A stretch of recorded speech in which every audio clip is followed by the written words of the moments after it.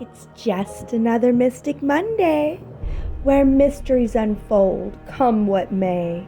It's a journey of enchantment for another Mystic Monday. Let's find our way.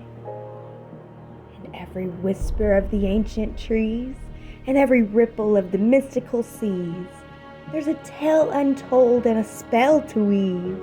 On this Mystic Monday, let's truly believe. Hearts open wide and spirits high, let's delve into the realms where dreams can fly. For in this world of magic and light, every Mystic Monday ignites our delight. So let's embrace the wonders, let's come and play, for every Mystic Monday can light our way. With each new adventure, let's lead the way to another Mystic Monday where we can seize the day.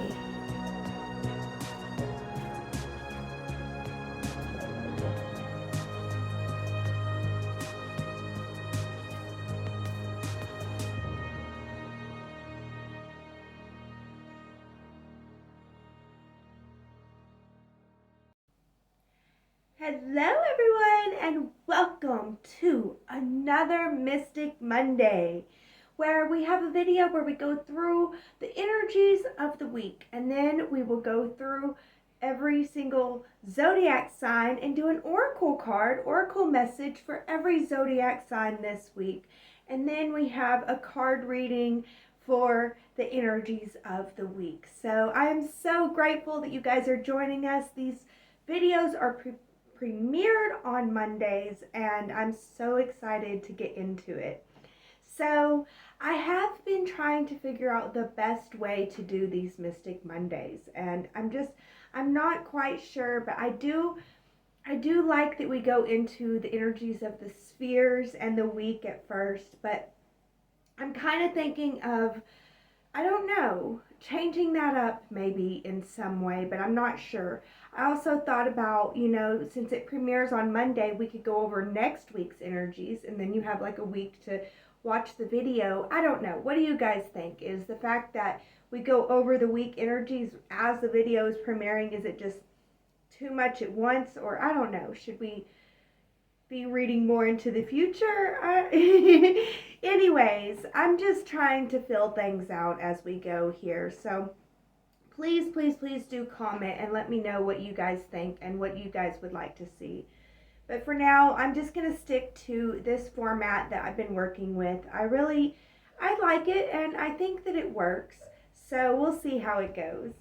So first, I want to go through, and I did tell y'all that these are pre-recorded videos, right? I think I did say that. So anyways, first I would like to go through the energies of the week. And this Mystic Monday is for the week of June 4th through the 10th. So we'll go from Tuesday, June 4th to Monday, the next Mystic Monday, June 10th. So these energies, the sun will be in step 14 Gemini, which is a Grand Master Gemini at the beginning of this week. And it will move all the way to step 20 Gemini. So we're working with all of the teen degrees in Gemini. So this is a week that we have to get our mind on board with our heart and our heart's path. That really is what we're working on this week. Starting out on Tuesday with where our heart belongs. How our thoughts can align with where our heart belongs, and how we can begin to think for our heart, and how we can add more love to our thoughts. That really is a good practice to do all week long. Just every single day, think to yourself, how can I be more loving with my thoughts? And get rid of the thoughts that aren't on that more loving level. Really work up the love this week. So we're working with our heart, and we're working with the love. And the notes that I have for this week, which this isn't about the sun, but the notes that I have for this week is shift hits the fan. And whenever I tune in psychically to the energy of this shift hitting the fan, I feel like this is right around the new moon. It could be 2 days before or 2 days after, which pretty much is the whole week. So this week, it's like shift can hit the fan, and I feel like the shift that's hitting the fan is the old paradigm dying, the old power structure falling. We're beginning to see more clearly the deception that has been made, and I feel like this is the light warriors and the light workers and the love warriors and the love workers rising, and you're able to shine your light more brightly, and people can see your light more clearly. So I really feel like that is the shift that's hitting the fan this week. And on the new moon, well, let's talk about the moon this week. The moon this week will be waning from Taurus all the way to a new moon in Gemini, which is an intense new moon, which I have on my notes, intuition over logic. And I feel like any problems that come up around this new moon are to be observed and not necessarily engaged with, but if they have to be engaged with, engage them on a cold, logical scale and worry about finding solution later. Just give people the bare minimum cold logic answers. I feel like that's where logic is coming in. But as far as where to move and how to move and everything, you really need to trust your gut over your logical mind around this new moon energy. It's this is a crowning. It's a crowning of the love workers, the light workers, and I don't know. I'm excited to see how it goes. But and then the moon will wax. It'll begin to wax into Cancer and Leo at the end of the week. So we begin to feel a little bit more. We feel deeply. We're able to feel deeply and process what happened with the new moon. So that's why I'm saying observe and respond with kind of logic, but in a loving way, you know. And trust your gut about where to move, and then you will be able to feel more deeply and gain your understanding at the end of the week after everything is passed, and then you're gonna feel like celebrating. You just feel like playing and having fun, and you should, and we all deserve to play and have fun, especially before next week really hits. So yeah, so that's the moon this week, waning from Taurus all the way to waxing in Leo. And the the next sphere that we'll talk about is Mercury, which moves from step 2 Gemini to step 15 Gemini this week. So our mind really is catching up with the sun.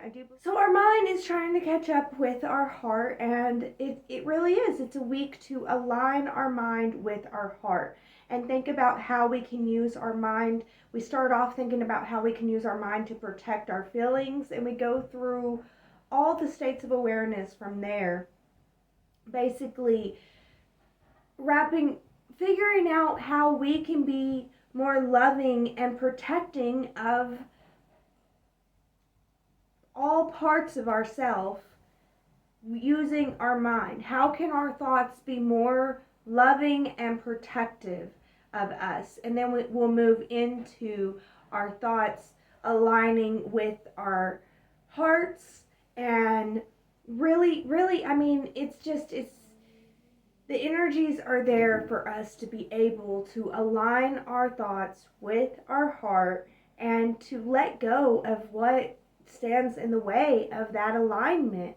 It's time for our hearts to really, and our minds, it's time for our minds to think for our hearts and to be on board. It's not a time to war with our hearts, although other people might be doing that, but I really feel like light warriors and love warriors, it's a time for us to align our mind with our hearts. And that's Mercury going from step 2 to step 15 Gemini.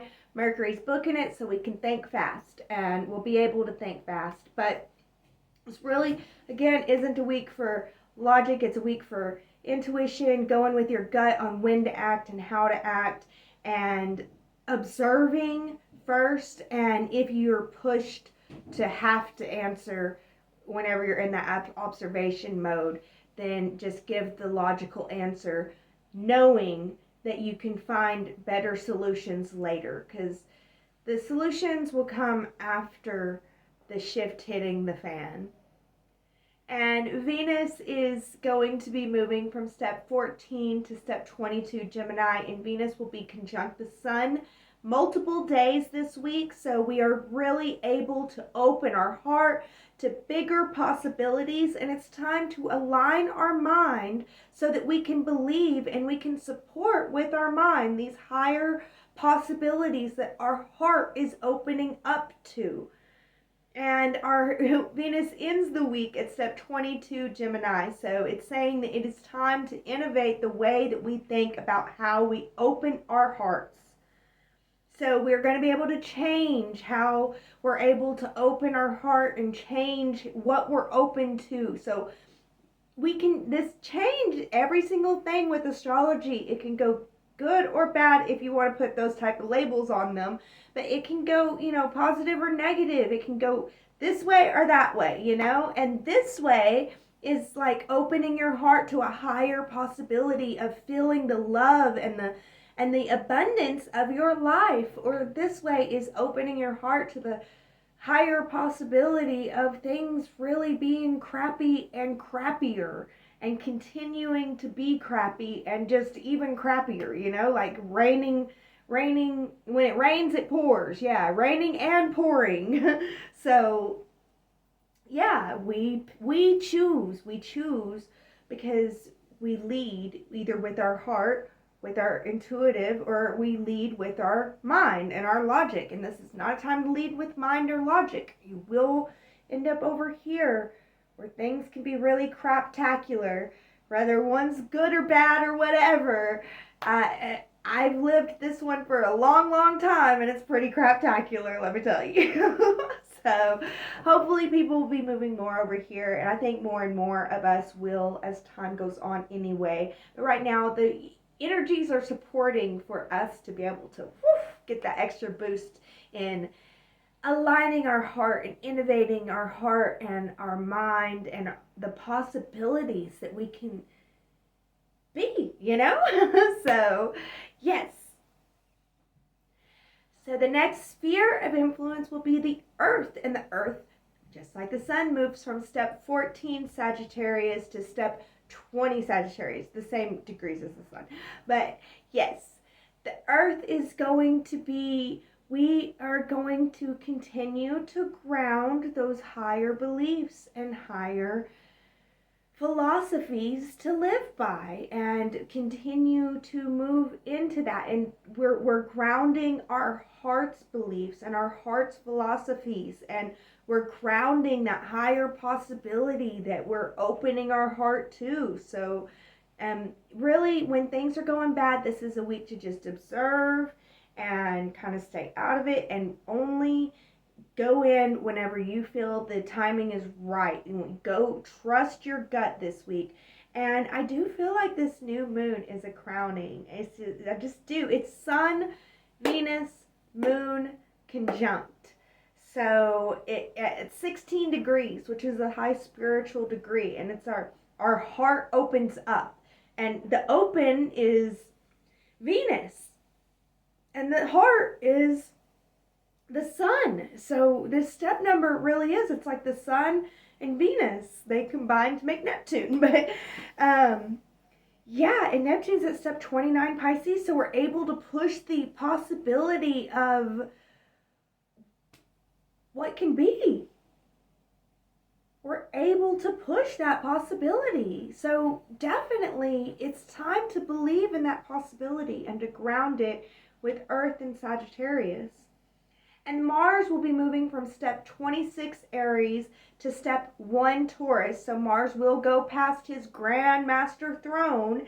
He's going to be sitting on his throne, not for very long though, and then he moves on to Taurus. So the energy starts off with really, really intense energies with the ego, and those that operate from that lower self-ego. Like there's a higher ascended ego, and there's that lower self-ego. That lower self-ego at the beginning of this week is going to be wanting to kick off and do things and snap off. It's going to feel entitled, like really, really entitled. And at the end of the week, it's going to be humbled. So that's why it's a week to go with your gut instead of your logic, because at the beginning of the week, you know, with this entitled energy and stuff, it might seem like, oh my gosh, the bad guys are gonna win type of thing, you know? But at the end of the week, it's like, oh, they not only lost, they lost big time, you know? But you will be caught up in that if you do certain actions, because you're like, oh, there seems like the bad guys are gonna win. Well, I need to, you know, for me and how I am, I need to fall in the bad guys and people please them and da da da. Well, whenever they get humbled big time, what do I look like? You know, like if I fawn the bad guys and I people please them, it's like, oh, you took the bad guy's side, you know, you really thought that they were right, you know. I also get humbled, you know. So be careful what you do, and it's a week to observe when things are kind of going crazy, and observe people, because like their ego is going to be empowered to think that it's its highest self. Even the lowest of low egos are going to be empowered to think that it's its highest self and has the right to do whatever nonsense it thinks that it can do, and it will be humbled. So trust that. But yeah, observe, and you'll get to see the height of people's lowest ego. And observe yourself too. You'll get to see that too. You'll get to see where you're at and figure out where to go from there. So that's Mars this week. Cryon is at step 22, Aries, all week long, telling us that it's time to heal and innovate our behavior. So we have the energies behind us supporting us to be able to change our behavior and to change how we do things, and to change how we feel about how we do things, and to change how we do things and how it makes other people feel. So the energies are behind us for things to change. So allow yourself to change, and also allow others to be able to change. Yes, you're observing people at where their highest ego is now, but also understand that they will have the ability to change that. And yeah, just trust and work on yourself first. But mostly this week is about aligning that heart and that mind. So Jupiter will be moving from step 2 to step 3. Gemini, step 3 is a Grandmaster Jupiter step. So this is like Jupiter's little home in Gemini's house.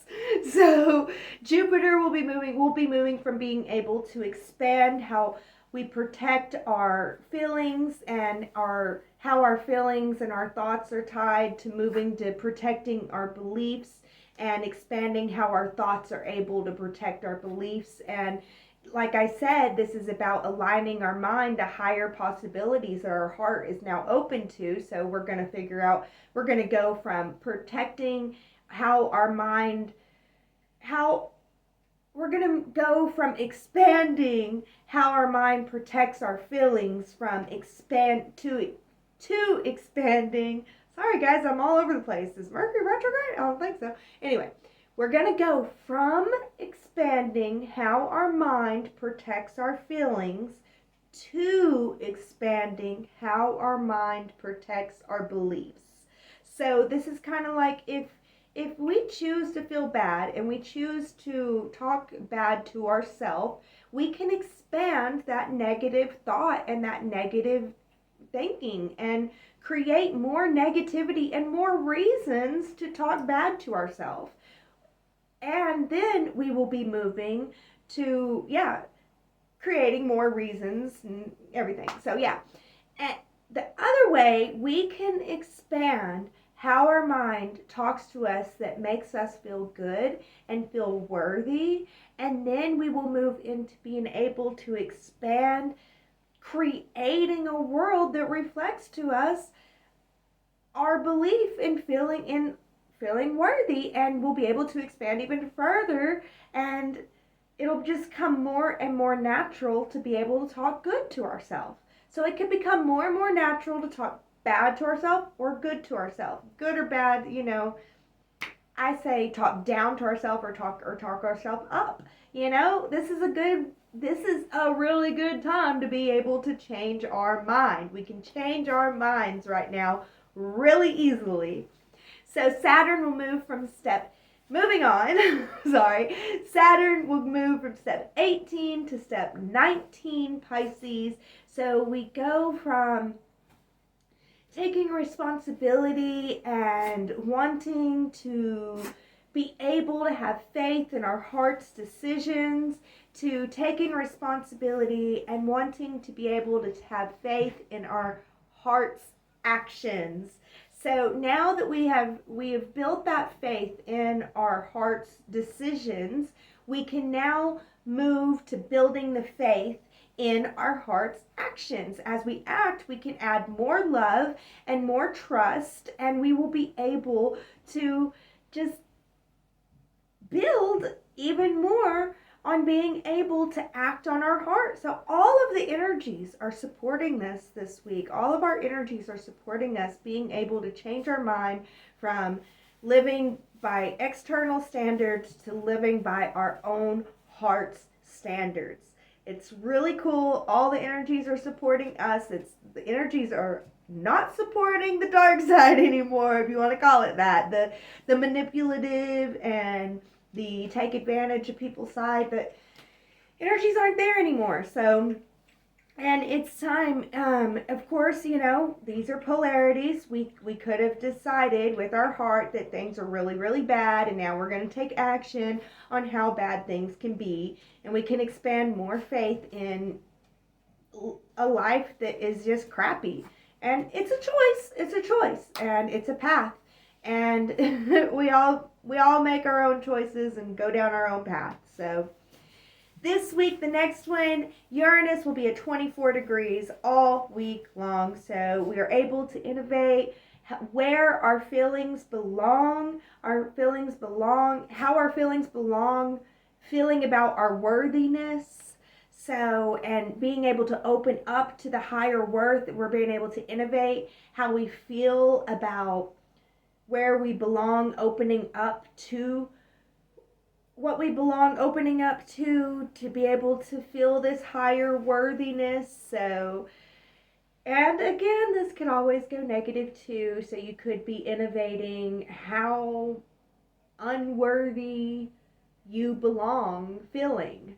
You could be changing, you could change it up to, I belong feeling really, really unworthy, or I belong feeling extremely worthy because I've done so much and I've come so far and there's no going back now. So it's up to you guys. I like to point that out, and not because I think that you guys are going to take the low road, but because I think you're going to be dealing with a lot of people that are taking the low road, you know? I just feel like light warriors and light workers and love warriors and love workers would not even be needed if there weren't so many people choosing the low road. And it seems like the low road is the default, you know? We have to choose the higher road almost. So it's not like I'm against them. It's I want you guys to be aware in your interactions with others, because you are meant to be out there interacting with others. So hopefully you are.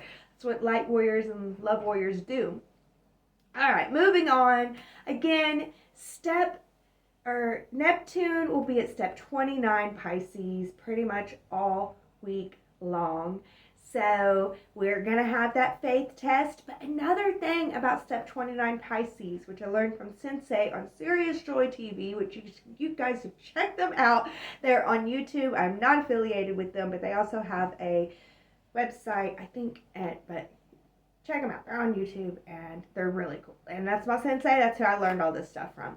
But yes, my sensei pointed out that step 29 Pisces is also about testing the boundaries of your faith and being able to test that faith. If you're strong in your faith, you know, and you're able to take these faith tests and stand strong in them, then it is time for you to really test the universe, you know, put it out there. Can I have more? How good can it get, universe? You know, it's really a time for that too. So, and it's a time to act on where you feel that you have faith. Especially this week, it's intuition over logic because shift is hitting the fan and things are a-changing. So if you're doing things based off how they used to be, well, good luck to you. That's all I can say.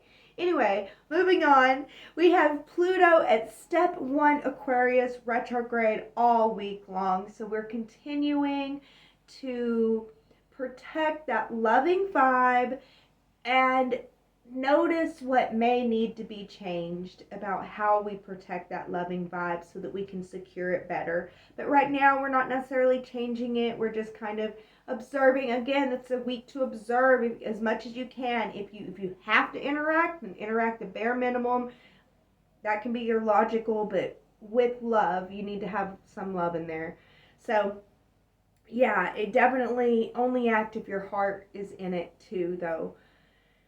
And we're protecting that loving vibe, and this week may be a week where you notice things where it's like, okay, that way of protecting the loving vibe didn't quite work, and over there they were able to get in, and just kind of observe and take note and just kind of allow the answers to come to you in their own time of how you can shore up those protections so that you can live and work in that loving vibe.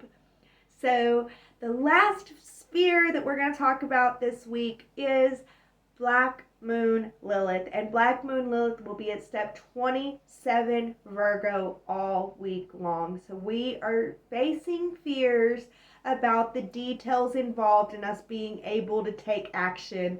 So as we are taking responsibility for being able to act on our heart, we're facing fears about all the details involved with being able to take that action. And the best advice that I can give you about these type of fears are always meant to be faced. They're always meant to be faced, and they always make you stronger.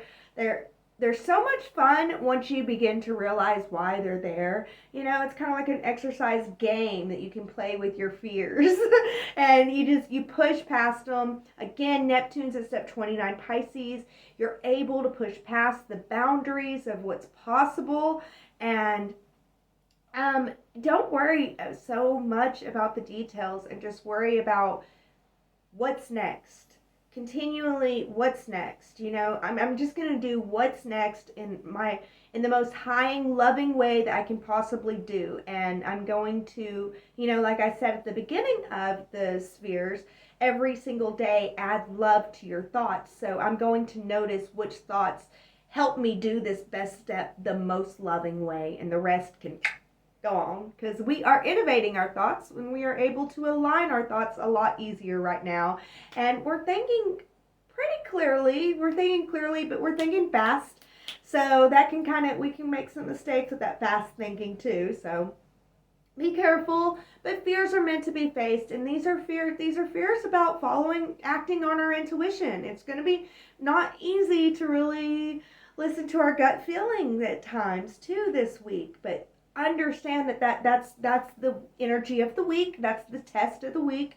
So, but there's no way I would choose logic over intuition this week. This is intuition over logic. I promise you, those that choose logic over intuition are going to get slapped in the face at the end of it. I don't know when, but I feel like there's a slap coming. A humbling will be done.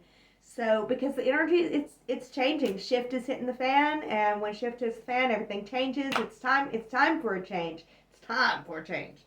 So, that's part of why we're all here, right? So, all right, guys.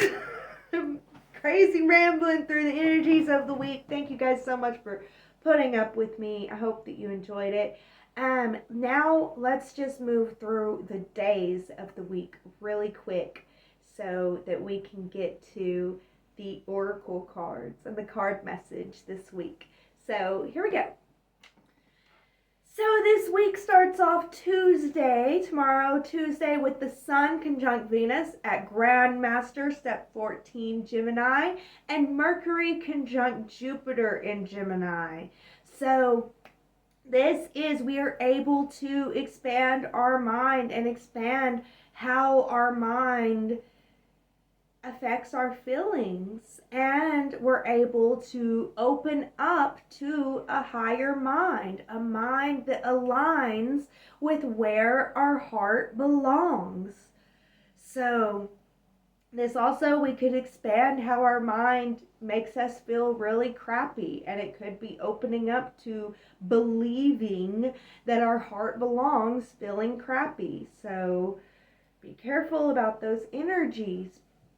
The higher way to take this is to expand how our mind can make us feel better and open up to our mind aligning to where our heart belongs. And our heart belongs feeling good about ourselves. Our heart belongs being happy about our life. Our heart belongs loving our life and loving who we are.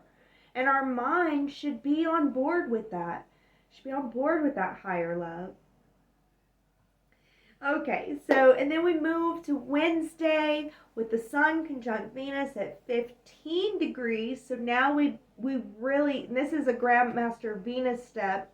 So we go from a Grandmaster Mercury step in Gemini, a Grandmaster Gemini step, to Venus is at a step that she rules in Gemini. So it's not Grandmaster like 14, but 15 is Venus's master step. And we are now able to really open our hearts. Our hearts are going to be so open, and it's time to open your heart to the possibility of living a life that you can love truly, but it's time to open your heart to the possibility of your connection to a higher divine. It's time to open your heart to your ability to to be divine.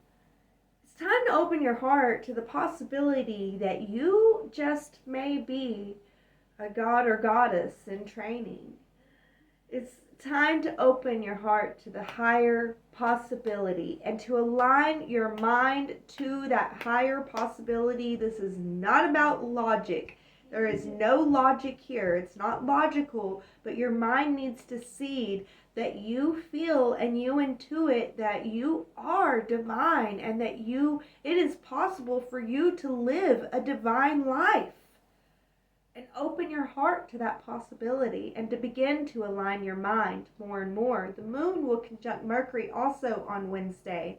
So we will be, what comes first, the thought or the feeling or the thought, But we'll be able to really be able to feel our thoughts. And so we will really be able to understand how our thoughts interact with our feelings and our heart a lot more as we open our heart to the higher possibility of our divinity. We are children of God. We're the children of God. If you are the child of God, what does that make you? So that's Wednesday. And then Thursday is whenever we have the Sun, the Moon, and Venus conjunct. And I want to say Mercury too, because honestly Mercury's right there. But Mercury's not at the step.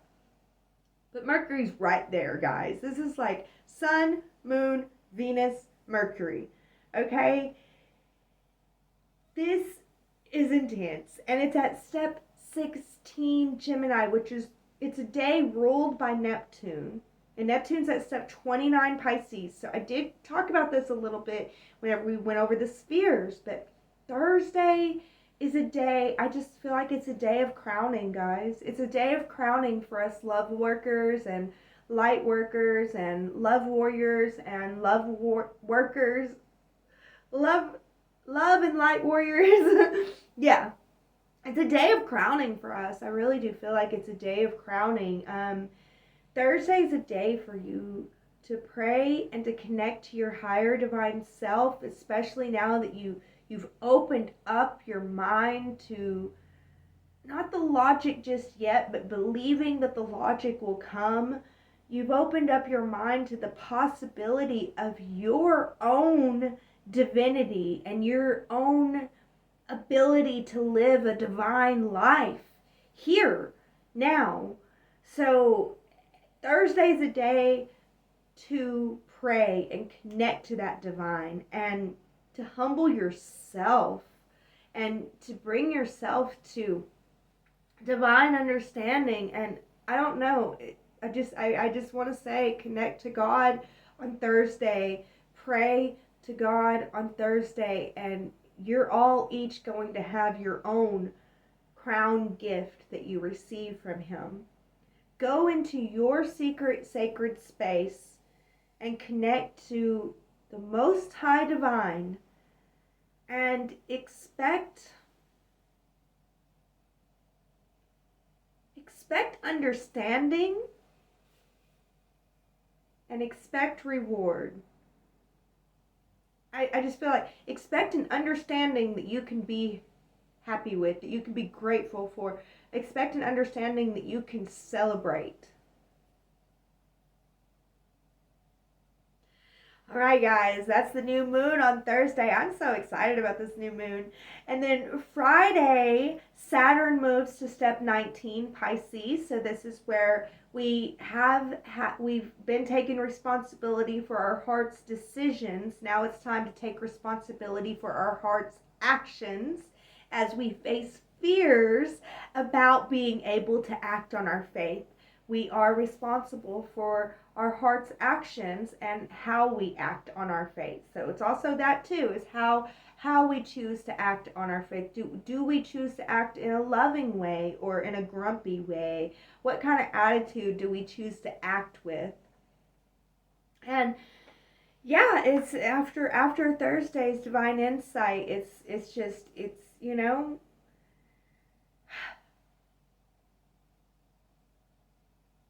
I feel like Saturn moving to step 19, Pisces, is more about a completion of understanding how we can have faith in deciding with our heart and just moving into beginning the understanding of how we can act on our heart. So Saturn will be here for a while, so it's more of a completion of step 18 than it is the beginning of step 19 right now. But again, the whole week and always, you should continually add love and trust as you move forward in your life, but especially after Friday and starting on Friday, as you act on your heart, make sure you add love and you trust and you build the trust in yourself as you take your actions with your heart and you face your fears about acting on your heart. So as long as you're doing that, you're building something beautiful, and it's going to be great to be on this planet with you. It already is. So anyways, next we'll move on to Saturday, and this is where Mars will be at step 29, Aries. So we face an ego test on Saturday. Our ego will be tested about how we act, and I mean, it's a pure ego test. And you know, I feel like those that pass this ego test, it'll be a test of our egos wanting to act out and maybe destroy something even. But those that feel that feeling and they're able to harness it in constructive ways and move forward with love and trust in themselves, building that love and that trust, they will pass this ego test. And those that, you know, kind of let their ego act out, they're going to fail this ego test. And it doesn't really matter which one you are. It matters if you know which one you are. So you failed an ego test. Okay, well, you've got some work to do, and you can figure out how to work with that. You know, work with taming your ego and being able to let your ego be within you and grumpy and mad about something, but not act on it right away, and letting your ego know that, you know, I hear you, you know, not trying to, devalue the ego, not trying to tell the ego it's wrong, but tell the ego, I hear you. I know that you're valid, because usually we agree with our ego whenever it wants to act out. You know, it's working with your ego more instead of trying to kill it and ignore it and empowering it, really, is what we're kind of doing whenever we do that.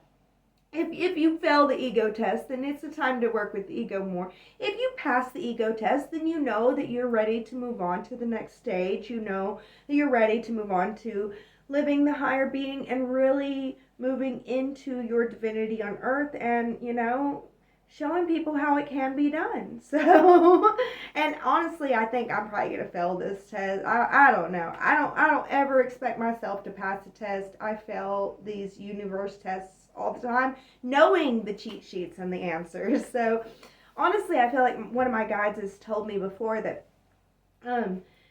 these tests really aren't going to be passed unless you have the cheat sheet, which is the knowledge of them beforehand.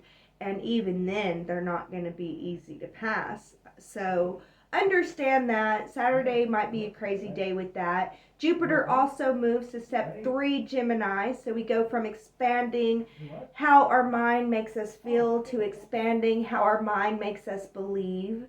And that I talked about that during the Spheres influences. But it's at the same time with Mars moving to step 3, we're now expanding our beliefs and our philosophies. So we might have beliefs and philosophies that back up our ego wanting to destroy something or needing to destroy something. Really think it through. And if you feel like you can destroy it in integrity, then I guess do it. But also anything that does get destroyed on Saturday, I feel like is kind of meant to go in a way. And I also feel like it's not going to hurt anything in the bigger picture. I don't feel like anything will get destroyed that will hurt anything in the bigger picture. But, there could be some tensions and stuff. I don't really ever read the political atmosphere because I don't know. I don't get a clear read usually with that kind of stuff, and it's not my forte. So I kind of stay out of the global stuff.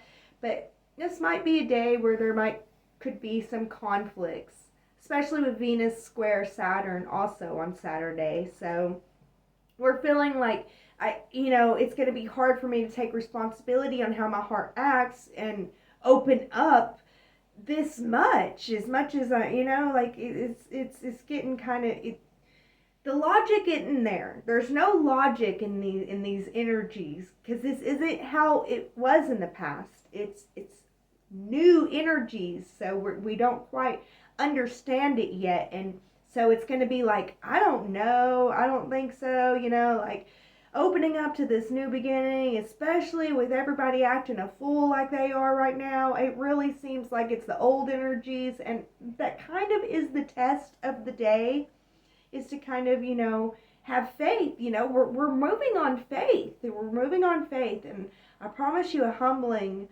will happen to those that think that they can act out. It's not going to work much longer, and the humblings is just going to get faster and faster.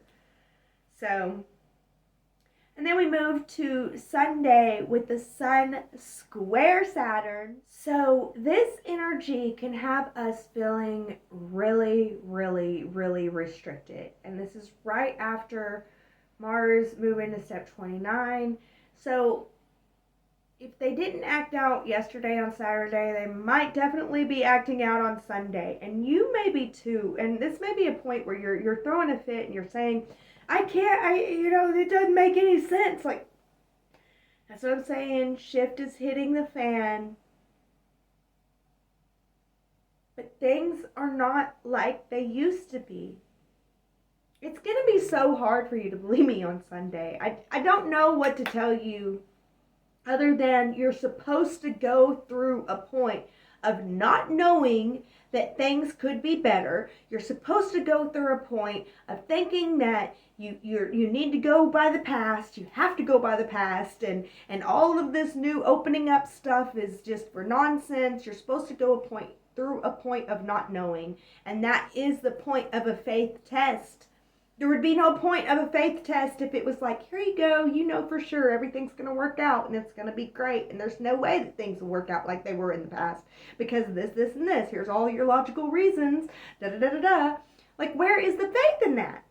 Where's the faith in that, You are supposed to not know. And this is a day where our egos can feel very, very, very bruised.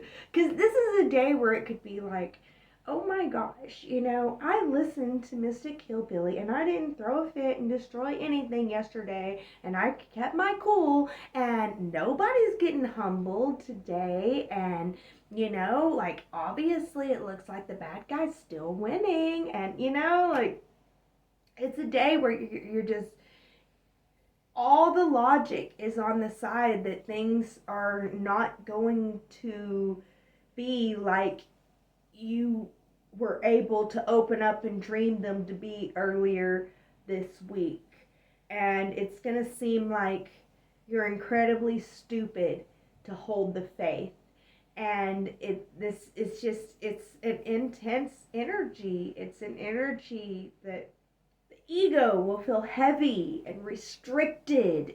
It'll feel like we have no choice but to act out. And it'll get the mind on board, and the mind will be like, this is why we're supposed to align our mind with the heart, not the ego. And we need to understand that the mind is taking the side of the ego wanting to act out, because the ego's going to feel like it's pushed into a corner. Which is why it was so important yesterday to acknowledge the ego, for sure. Because if you didn't acknowledge the ego yesterday, you may be acting out today. Those that didn't acknowledge it yesterday will probably be acting out. Like, I couldn't, there's no way I would be able to survive this energy if I wasn't nice to my ego. My ego would just come out and be like, blah, blah, because it feels restricted and in a corner. And what happens whenever you put an animal in a corner? Okay? This is your inner animal, you know, like thinking back to the Muppet Babies, you know, this is animal. So, I don't know, but this is your inner animal, and you're putting him in a corner. It's going to feel like you put him in a corner. And even if you don't put him in a corner, your ego's going to feel like it's cornered. So it's really important to talk nice to your ego and keep your mind on board with your heart, not your ego here. So even if you have the highest ego, but your mind it's going to listen to your ego, but don't let your mind run away with you. With those ego thoughts of we've got to destroy it all. We'll never be able to follow our heart, and following our heart is stupid. That's stupid talk, and da da da da. You know, like that. That's allowing the mind, allowing the ego to take control of the mind, and not aligning the mind with the heart. More of well, we always knew that it wasn't going to be easy. Well, we can put one foot in front of the other. As long as we keep moving forward, they can't stop us. That's aligning the mind with the heart. Even though everything that the ego says, you know, like the ego's like, well, we'll never make it. Well, maybe we don't care about making it. It's about moving forward. I enjoy the journey, not the outcome. You know, like but at the same time, let's not create this inner war conflict either, where the ego and the heart are wanting to war either. They'll never, like. That's a good point, ego. They may never, but I'm trying to enjoy the journey. So let's enjoy the journey. You know, like, do it in a loving way. Be loving to your ego. Your ego can easily take control on this day. So be loving to your ego. Alright, moving on. Well, we still have time, I think, a whole hour for all this, you guys. So, yeah, I don't know. We'll figure out, I don't know. We'll figure it out. Do y'all even want to hear about the days and the spheres? What do y'all like best? Let's put it that way. Maybe we'll have a poll this week. We'll see. Alright, so the final one, down to the Mystic Monday. So we are going to be meeting again next Mystic Monday, and this will be with Venus sextile and Cryon and Pluto retrograde squaring Mars. So it's a sexual tension type of day, but it's also like Cinderella energy.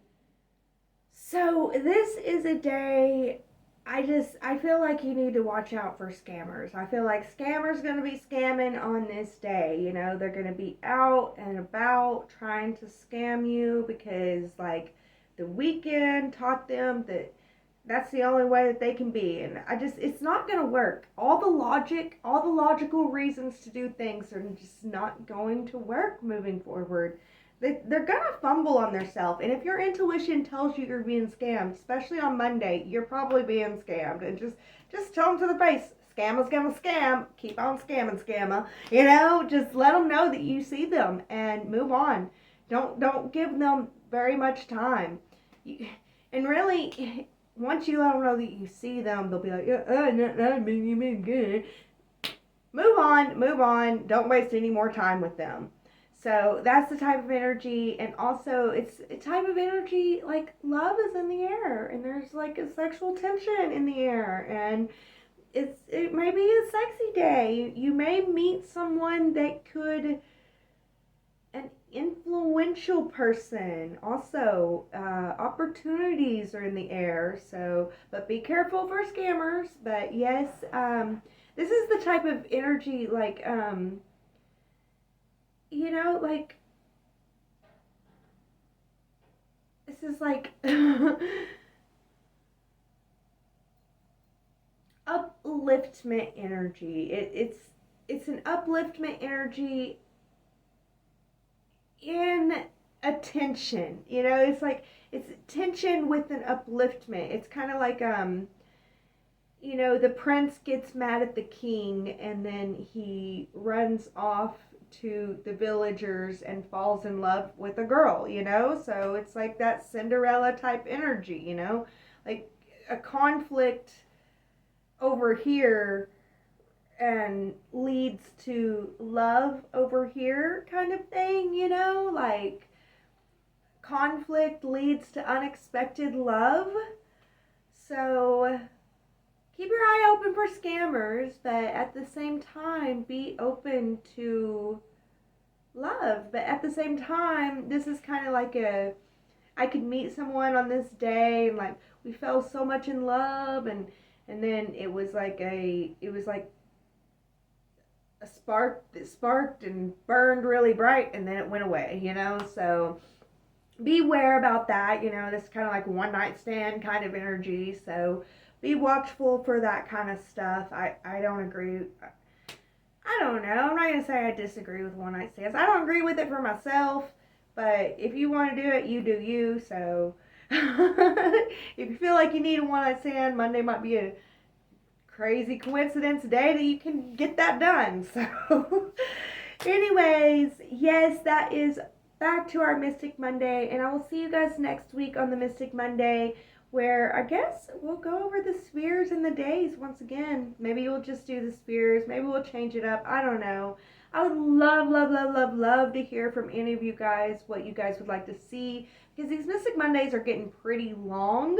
So I don't know. I don't know if y'all guys want to stick around that long for watching all this stuff. So what would you guys rather have? Maybe we could just do card readings for the Mystic Monday and call it a night. I don't know.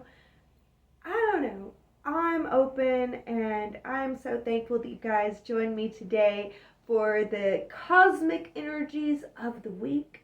And now we will get to the horoscope oracle cards. And the oracle cards that we have this week is the Lemurian oracle cards. The Lemuria has a message for us this week. I guess with this cosmic new moon, we have the Lemurians coming out. So let's see what we got in the oracle cards for the zodiac. I'll see you guys on the other side. Okay, hello everyone. This is the oracle portion. We will go through every single sign and give them an oracle card portion. And today the oracle cards that we are working with are the Fairy Wisdom oracle cards. I do believe by Alana Fairchild. No, this is Amy Brown and Nancy Brown. Yes, the mother-daughter duo, Amy Brown and Nancy Brown, the Fairy Wisdom oracle. I really love this oracle deck. So yes, this was a mother-daughter duo that worked together to make this deck. So that is what we're going to be using for our oracle cards this week. And alright guys, so I recorded 2 Mystic Mondays for June 4th through the 10th, and so I decided that I am just going to stitch together the 2 oracle card messages that were recorded for the zodiacs this week. So y'all will get 2 oracle card messages this week because I feel called to give y'all an oracle card message from the Lemurian oracle card deck for this week with the new moon. So I do feel that that's good. So it's going to be an extra long Mystic Monday this week. It just is how it is. I'm going to go with the best recorded one. So the one that y'all saw was the best one. I'm going to delete the spheres recorded, but I'm going to stitch together the 2 oracle messages, and I'll release one of the weekly readings on Mystic Monday and one just out in the open, I guess. I don't know. We'll see how this goes. I don't know. I'm just kind of going with the flow, flowing with the go, and I'm thankful for all of you being here. So thank you for bearing with me. We're just going to stitch together 2 oracle messages. So there you guys go. Let's get to it this week. And I am going to start with Gemini. You know, we always start with Aries, but you know what? I'm going to starting with the sign of the week or the season. And you know what? This week starts from the Mystic Monday to the Intuitive Tuesday. This week starts with a Grandmaster Gemini. So we're definitely Gemini would be the start for right now. So let's start with Gemini and let's see what oracle messages we get for Gemini. All right. Gemini. You need to start creating harmony in yourself, in being the character that you want to be. You may come up with a conflict of your work getting in the way of you being able to be what you want to be, and find a way to bring harmony to your work and career and your new character that you are becoming, being someone that you can love. And you may have an opportunity that seems too good to be true about your social belonging and being able to move up in society. It probably is too good to be true. It will probably definitely end up backfiring, so don't listen to that. Take the old Taurus route, move up in society the slow way and your way, and just trust that your time will come. But if you take this, it's going to set you further back. It'll set you as far back as you think it's going to move you ahead.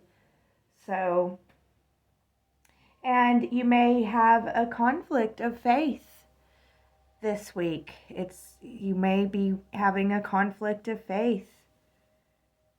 And with Magnolia coming through, I feel like it's a time to focus on yourself and focus on self-care. Focus on cultivating your own inner beauty, Gemini, and redefining yourself so that it's someone that you can love. Redefining yourself and redefining your self-care, the way that you treat yourself. And being willing to move forward into the world with that redefined self, despite the obstacles, knowing that you will find the answers in time and you will be able to overcome those obstacles. But the most important part, Gemini, is that you're willing to be the self that you can love, which I know that you know. And you've always been, your own self. But I don't know. I feel like it's a time to really to focus on that self-care and that self-nurturing. All right, Gemini, that's the message that we have for you this week. I hope that you enjoyed it. As always, be blessed in love. Gemini, the Lemurian Oracle message for you, Gemini, is very beautiful. It is time to create harmony and do something valuable for yourself. To create harmony with yourself and to do something to take care of what is valuable to you. What is valuable to you and your behavior. And this is just such a beautiful oracle message. It's just saying to love yourself or what I'm feeling from it is love yourself and be willing to receive that love and to walk and live in that love. Let's read what it says on the back. High heart chakra, ecstatic bliss. This card taps into the blissful oneness we feel as we drop our edges and protective containers. This is the place where we feel held and seen, enough to flow into oneness, where the eternal part of me meets the eternal part of you. This is the selfless state where our higher selves commune, for illuminating perspective on how we share, gift, and lift others in our joyful overflow. Consider your life purpose by exploring what allows you to give in joy. All right, beloved Gemini, it is asking you to unite with the greater oneness that is all of us and to feel your uniqueness and to give in love and joy. Connect to your higher self. Walk connected to your higher self. All right, beloved Gemini, that's what we got for you for this new moon in Gemini. So I hope that you guys love it. I hope that it's a profound new moon for you. And I pray that you are blessed with lots and lots of love. All right. Cancer, this week it is time for you to create harmony with your higher self, to connect more with your higher divine, to look at the signs and symbols around you, to embrace them, to feel that divine love that is all around you. It's time for you to open up, feel, and love and create harmony with your higher self. And you might have a conflict of, like an education conflict where I was taught this, but my higher self is leading me this way. I say go with that higher self. Go with that, especially if you're creating that love and that harmony with your higher self. You might have, there might be a conflict of that's not what I know, but be willing to drop what you think that you know and be willing to learn again. You might have a divine opportunity in your career, but you need to really trust your gut because it's like it's going to be too good to be true. And it is, Cancer. It's too good to be true. Do not follow that divine opportunity in your career. I feel like it'll backfire. It's not actually going to work. Or, I mean, it's going to be like one of those things where, yeah, we'll hire you. You just got to pay us this and then give us this and then bye, ghosted. Like that's kind of the energy I'm getting. So, and don't fall for scammers. Watch out. Scammers will be out to get you, Cancer. So don't be falling for any scammers. And there's going to be a need for you to hold your boundaries around your social belonging and know that you don't need to share anything that you don't feel like you have to share, like if your heart is not open to share it, then do not share it. You need to hold your boundaries around society. Don't let society in.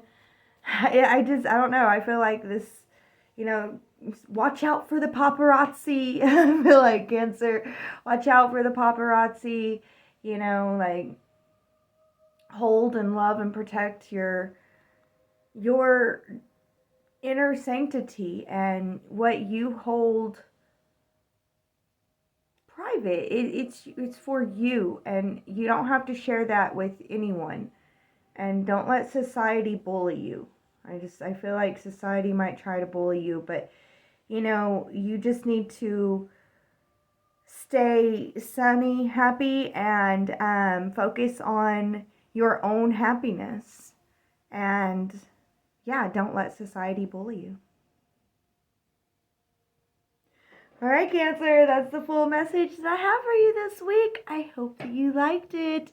And I pray that Mother, Father, God, and Goddess bless you with tons of wisdom to overcome this week. As always, be blessed. Okay, Cancer, your oracle card for the new moon in Gemini is...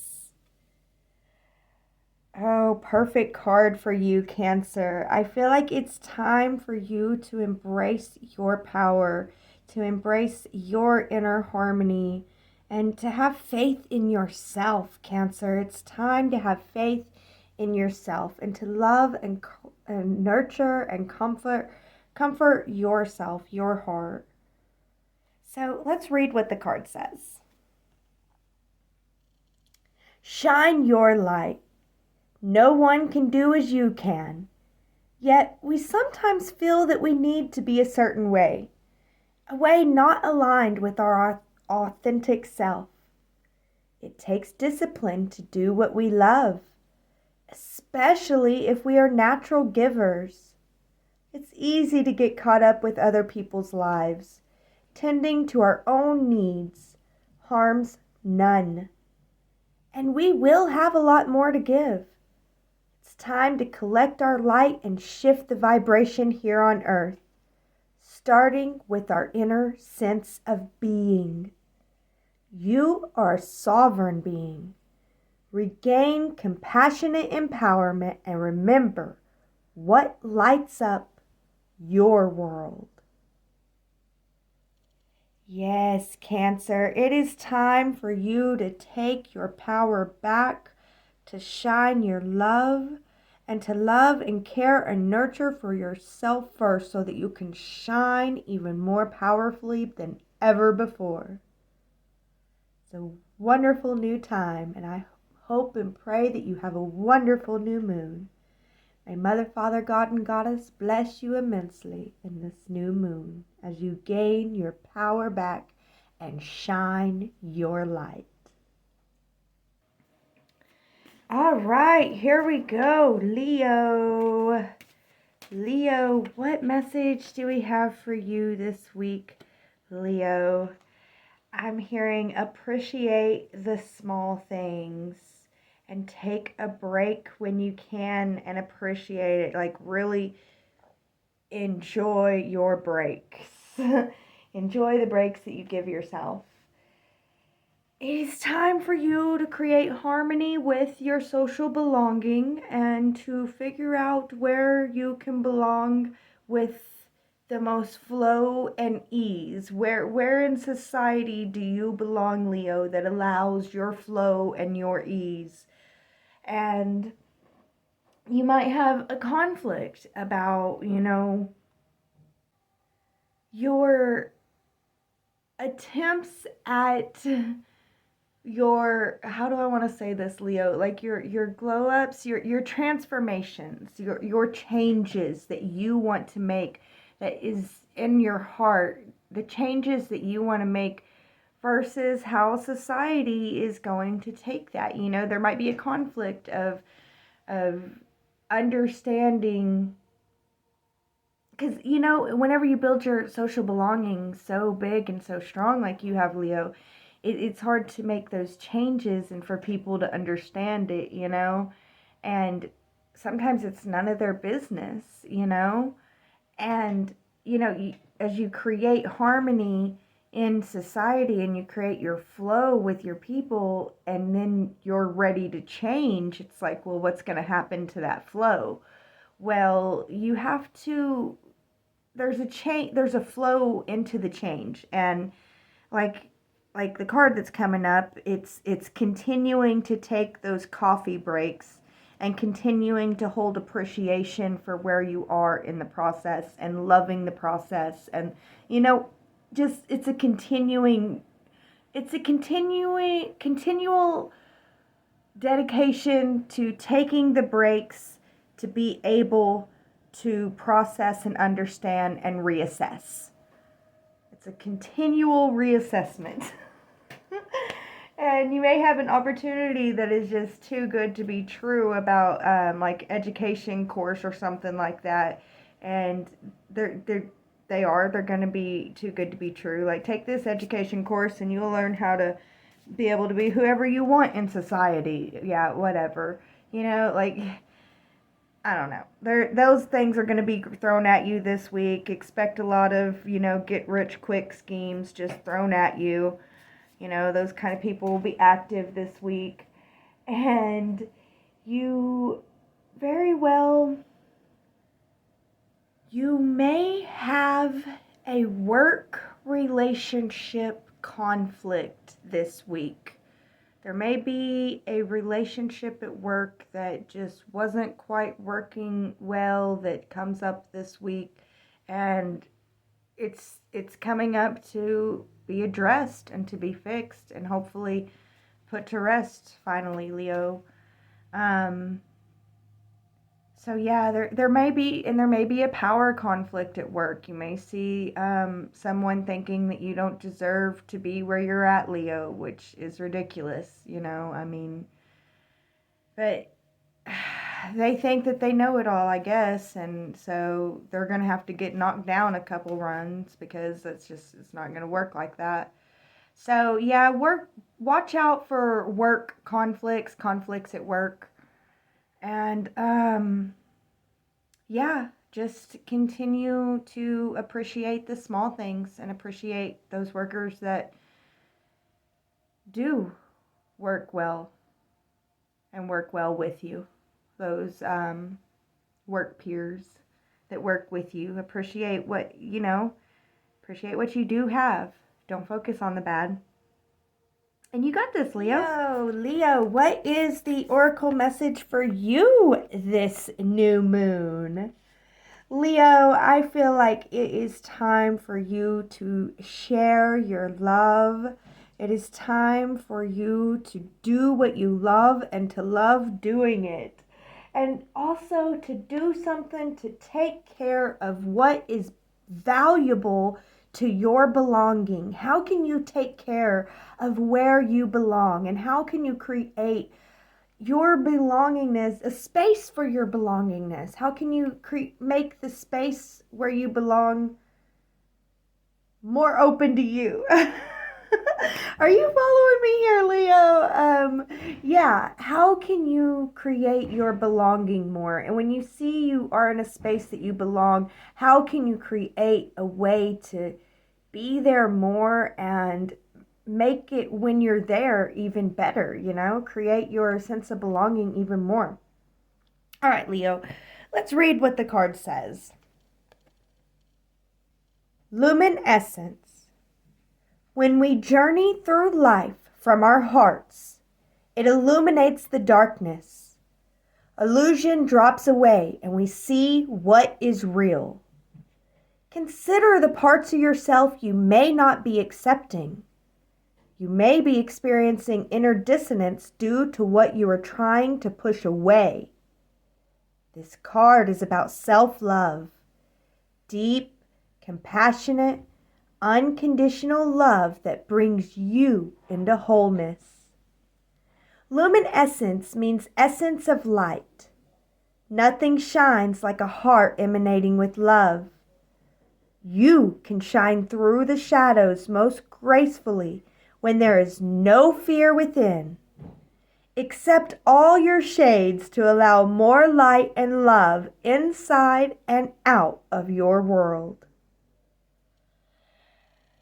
All right, Leo. So I have a lot of stuff going on in the background, and I think that this pertains to your new moon reading. It is a time for you to go in and have self love and self compassion and to take care of yourself despite what's going on in the background. You might have heard some booms and some bangs. I've got people doing construction and working on stuff, and there's all kinds of stuff going on, and my doggo barked and everything. So, despite all the craziness, we can still focus on that love and that light and that growth and that self healing and that self compassion. And as you do that, your light will just shine even brighter, Leo. So I feel like this new moon is a time for self love and self compassion as you create better spaces for you to fit in where you do belong. All right, Leo, may Mother, Father, God, and Goddess bless you immensely with lots and lots of love as you love yourself this new moon. Blessed be. Virgo, Virgo. All right, Virgo. Oh, it is time for you to create harmony in your work, career, in your legacy. Create harmony in being able to create your legacy. Create a harmonious flow of working towards your legacy, Virgo. And you may encounter a relationship conflict around being able to do that. Like what I'm seeing is with this card, rescued. I see loved ones coming to help you, Virgo. They're here to help you and to rescue you. But I feel like the loved ones coming to help and rescue you are all these guys, and they're doing their best. They're doing their best to help you, Virgo. They love you, and you're the flower. Bless your heart. Like, you know that they're doing their best. You know that they're trying to help you, but it is not helpful. It's not helpful assistance, and I feel like it's a little disheartening for you, Virgo, and you may want to snap on loved ones, and they may feel like it was unfair, and they may be like, well, that's why I never helped Virgo out. And you may be like, well, that's why I don't want your help. Oh gosh, it's a time to take a deep breath and to really think about how you can address these loved ones with love and understanding and let them know, I thank you so much for wanting to help me, but I really need to be able to do this on my own right now. And I just need to know that you'll be there if I need you. Will you be there if I need you? Can I call upon you? Is that okay? Just kind of that energy, like this way isn't helping me, but this way really would help me. Can you work with me in that way? Like a talk with loved ones can go a long way, Virgo, in bringing these energies down. And I know that you guys know this. You guys know this. And you may be presented with opportunities, career opportunities, or like someone actually may present to you a fake inheritance this week. I feel like, or like a check that you don't need to cash, like you don't want to cash that check. Don't cash that check, Virgo. It's not the check to cash. Yeah, I don't know. I'm seeing it. It could be an inheritance, or it could be like a work opportunity that really it seems too good to be true. It is. You don't want that job. You only think that you want that job. You don't. So I don't know. It's don't cash the check or don't take the job. And for each Virgo, it'll be different. And this week, you may be tempted to do things that are bad for your health, to bend over for people that you know better. And I feel like it's gonna be intense. I feel like they're probably gonna bend you over, and don't even feel bad about that, but be willing to shake them off and be willing to, you know better, and to follow what you know. Be willing to follow what you know and to take care of you. Take care of your bodily health. Like, if your bodily health is at risk, then it is your responsibility and your duty to do what you got to do to get your bodily health back on track. So use the intense energies to take care of you if you can, and don't let others bend you over backwards to the point where it's affecting your health. You know that it's affecting your health, so why are you letting this happen, Virgo? You know, like, it's time for you to heal your health. You're the healer, and you start with yourself. So, and the energies are really intense, so don't get down on yourself either about it. If you notice that, oh, I did it because it got so intense, and I let them bend me over backwards to the point where it's no good for my health, well, then it's time for you to take control. You're gonna have to set up them boundaries. You're gonna have to let those people know, you know, the ones that bend you over backwards, you got to stay away from them for a while, because you've got to get back up, you know? I don't know. We know they had good intentions. They were trying to help. You would love to have their help, but ugh. All right, Virgo. May Mother, Father, God, and Goddess bless you with lots of courage and strength this week to put up with what you got to put up with all that you know. All of your, it would be easier if you didn't know what you knew, huh, Virgo? But you do know. And, you know, I mean, it's a blessing to have your knowledge too. It's just, oh, you got this, Virgo. May Mother, Father, God, and Goddess bless you immensely with lots and lots of love. Virgo, what is the new moon card for you, Virgo? What is the message for you this new moon? I feel like you need to protect what you've been working on. You need to protect your legacy. Do something to protect your ability to go after your legacy, to create space for you to be able to create your legacy how you see fit. I feel like it's a time also to be curious, and it's a time to invite play and to be wise and understanding of when's the proper time for work and when's the proper time for play. There you guys go, Virgo. Let's read what the card says. The Portal Keeper. Portals are the gateways to other layers of reality. They can be accessed through inner practices or externally. In places such as the planet's vortexes, gently explore the edges of your existence. Spend time listening in the forest. Deepen your meditation practice. Dance yourself into ecstasy. Explore psychic tools and study new healing modalities. If you feel lacking in purpose or life seems a little mundane, remember there is never a reason to be bored. What we experience with our physical senses is just the tip of the iceberg. Magic exists wherever you care to find it. Look between the lines to limitless discovery.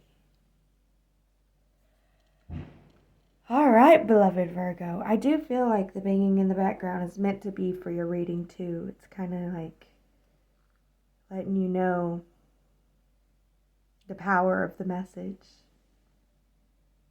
But yes, Virgo, you have the possibility of limitless discovery. And look at the tools that you already have in a new light. I hope that you enjoy this new moon, and I hope that you are blessed upon it. Thank you so much for joining me for this reading. As always, I pray that you're blessed immensely with love. All right, Libra. All right, Libra. Sorry about that singing. Ooh, Libra. A lot of potential this week. Ooh, I feel like, yeah, heart tests.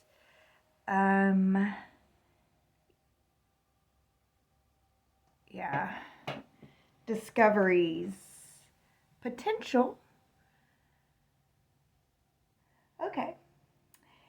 So, Libra, you need to create harmony with your philosophy and beliefs, because you are probably going to be encountering a conflict with your daily reality and your philosophy and beliefs. And if you can harmonize those philosophies and beliefs, then the conflict that your daily reality brings won't be so harsh.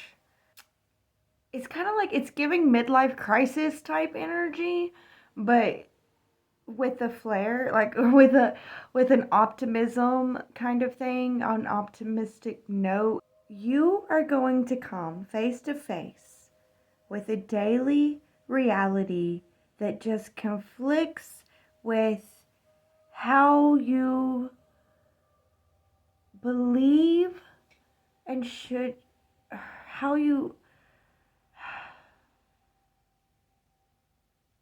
your shoulds. Yeah, it's your shoulds in life. You know, I know a lot of teachers, and they teach, you know, I've had a lot of teachers teach me to get rid of the shoulds, and I've tried, and I think that it's a wonderful practice, but I think that we have our shoulds, and it's like, it's your should, things should be this way, and then you are gonna just have a complete shock. But if you can create harmony with it, if it's like, things should be this way, but it's okay if they're not, then when they're not, because they probably won't be, I don't know, there's going to be a problem with the should. And whenever it's not, then it's not such a big shock. So that's what I'm trying to say here. You know, I'm trying to like bring the shock down, because that potential is there, and like, because there's a lot of potential this week for you, Libra. This is a potential to grow in your knowledge and your understanding of life, which helps you to ascend and to find a higher well-being. But yeah, there's going to be conflicts and tests, and one of those conflicts and tests will be this conflict with your daily reality and how you think that it should be. And you will be tested with, honestly, I feel like a divine Prince Charming is going to come in and love bomb the heck out of you, Libra. And do not fall for this love bombing, Libra. This is a narcissistic love bomb. He's only perfect because you're seeing his love bombed masked self. So I see, and I see it the other way too. If, you know, for all you male Libras out there, I see a divine goddess coming in and just ending up smacking you around, you know. And she was a narcissist, and she is a narcissist, and she's a narcissist the whole time. So I see y'all getting loved bombed by narcissists this week, and I don't know, Libra, this isn't going to be the best of the weeks for you. I wouldn't necessarily say it's a beautiful week, but the potential for you to grow beautifully out of the storms of this week is there. And you're going to be faced with some stuff, some realities, and you're going to be tested, you know? You know what love bombing is at this point, so don't let them have your heart. And you can come out of this stronger, more resilient, and more beautiful than ever before. All right, Libra, that's your oracle message for the week. I hope that you enjoyed it, and I pray that Mother, Father, God, and Goddess bless you with discernment and wisdom as you navigate these energies. Libra, the Lemurian card that we have for you. Actually, I think it goes this way, Libra, which is, I just think it's beautiful, isn't it? I feel like it's time to let your heart fly. Follow your light and let your heart fly. I feel like, yeah, Libra, it's time to follow your heart and to follow your own inner light and to let your inner light heart shine. And do something to protect what's valuable to you in your education. So do something to protect what's valuable to you in your education, whether that's protecting your ability to get the education that you value or your ability to hold on to the education that you value. One way that you can protect your education is, ensuring that you continue to educate yourself despite not being in school any longer. Like that kind of idea, and be like, I'm going to take some time every day to read a little bit, or you know what I mean, or watch a video or something like that, So do something to protect what's valuable to you in your beliefs and philosophies. All right, let's read what the card says. Loving compassion. Bring more love to a situation, whether it's toward yourself or someone connected to the question. There may be a need for forgiveness or for seeing things from a fresh, more expansive perspective. Remember, you are loved and have unlimited access to the gentle yet transformational force of loving compassion as and when you need it. To bring yourself back into your heart, think about those you love and the moments with them where you have felt joy. Expand this feeling out to more and more people, creatures, and places until the whole planet is infused with this beautiful, warm, and loving feeling. Oh goodness, Libra, I feel like saying to feel love is a choice. It's a choice to feel love, and it's a choice to view hardships with others through the higher lens and higher perspective. It's a choice, and it's your choice to make this new moon, Libra. All right, Libra, that's all I have for you. Thank you so much for joining me for this one. I pray Mother, Father, God, and Goddess continue to bless you in love. All right, Scorpio, let's see what we have for you this week. All right, could we get a more perfect card for you, Scorpio? All right. So, Scorpio, this is a week where you are going to have to surrender. Surrender to the blows. 10, when fairies go bad. When fairies go bad, there's a reason for it. There's a reason that they went bad. We all have different reasons, Because we wanted to, we thought it would be cool. We thought it would be cool because we wanted to, we embrace it, or because we were beaten down. And I think that, Scorpio, you can relate to all three. And Scorpio, what I'm seeing for you this week is a lot of boundaries crossed, continual boundaries crossed, and you feeling like you're not going to be able, you can't follow your heart, you can't create what you need to create because of all of the crossed boundaries. Like intense energy going on here, and there's like an intense, like, I don't know, I feel like it's war at home. Like there's a war at home, Scorpio. There's war going on at home with your relationships.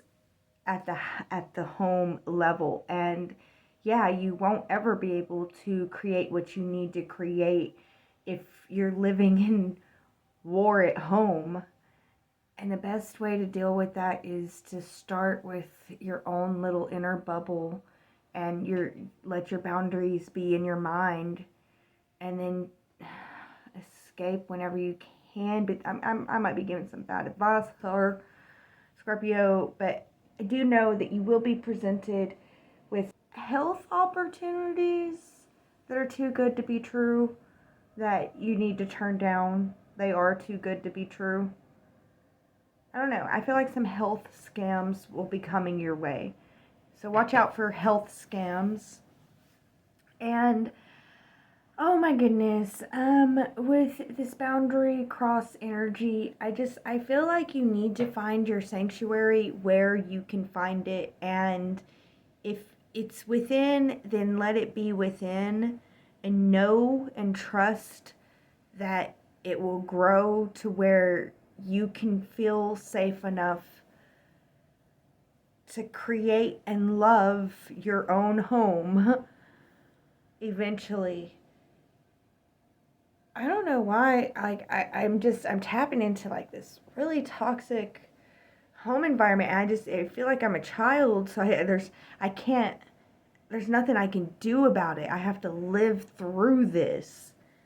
And I feel like, I'm not necessarily a young child, but I'm not an older child either. I don't know, like a teenager type energy, And I mean, even adult Scorpio could be going through this. I could see how an adult would be going through this, and, it's like, I can't leave. I would love to, but I can't.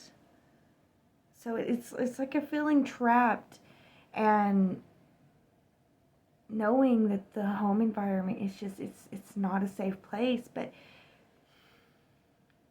I say that for this, the advice that I'm getting from Spirit is to work on harmonizing your boundaries first, and harmonizing your perspective around your boundaries, and then move to creating harmony with the relationships at the home foundation level, and figuring out how you can move in harmony with who they are, not move in a way where you think that you're going to change them.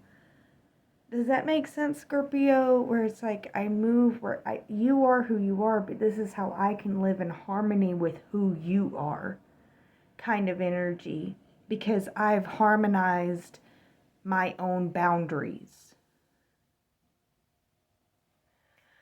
All right, Scorpio, that is the message I have for you this week. I hope that you enjoyed it, and I pray that Mother, Father, God, and Goddess give you the courage and the understanding that you need to be able to find your way.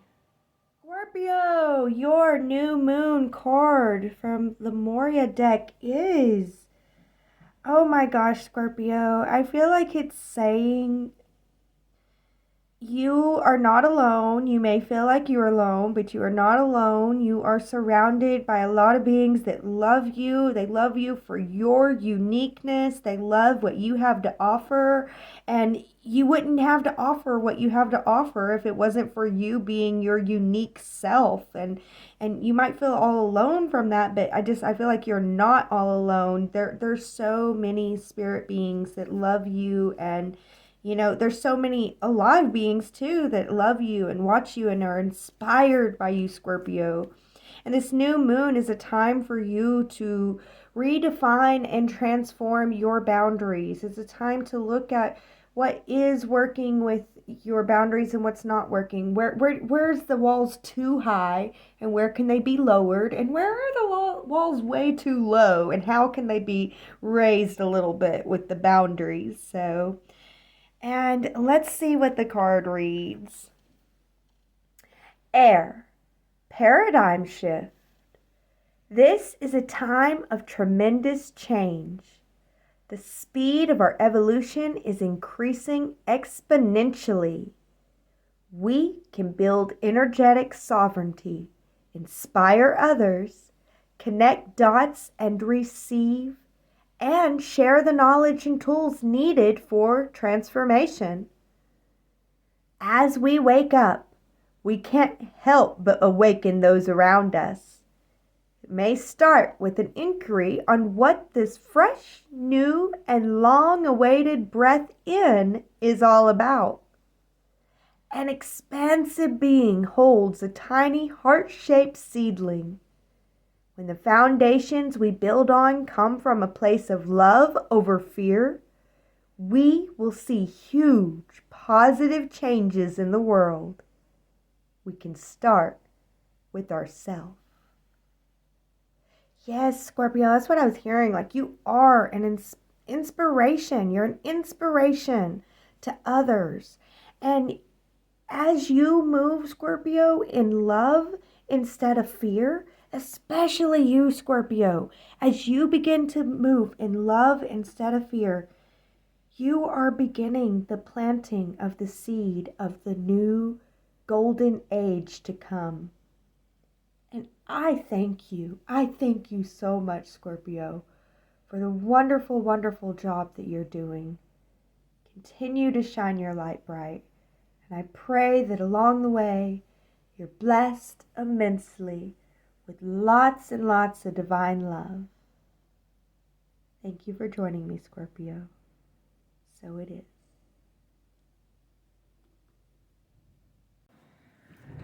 All right, so let's get on to Sagittarius. Sagittarius. All right, so Sag, I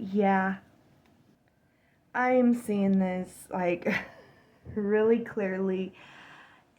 It's time for you to create harmony with your relationships and to really work on finding your flow and your understanding and your dynamic within those relationships.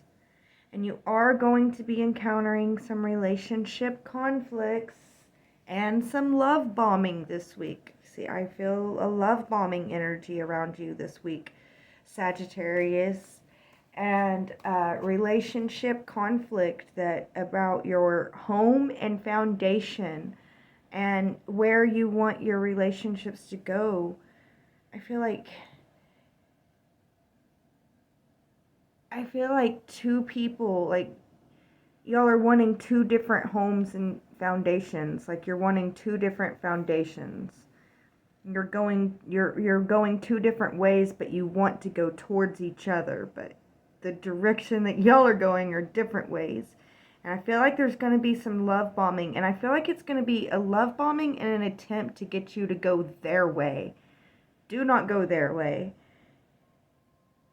Don't take the love bombing, honestly. Don't take the love bombing, because it just be like, I don't want this, you know? You're not genuinely giving it to me. I would only want it if it was genuine love. I feel, this is not genuine love. This is love bombing. This is manipulation. And I feel like there's going to be intense talk this week. So watch your mouth. Like, that's what I heard whenever I first said Sagittarius. It was like, watch your mouth. Watch your mouth. So I feel like, both of the parties here, I'm hearing you both say things to each other. I'm just like, ooh, oh, watch your mouth, Sagittarius. Watch your mouth. There is going to be some love bombing, but it's relationship tests, and it's here to help you learn to love and to harmonize your relationships and who you show up as in your relationships. And you got to show up as you, and you can't show up as you if you're going their way, doing it their way. So, yeah. And I feel like an ex may try to come back, and love bomb you this week. And just be like, you're an ex for a reason.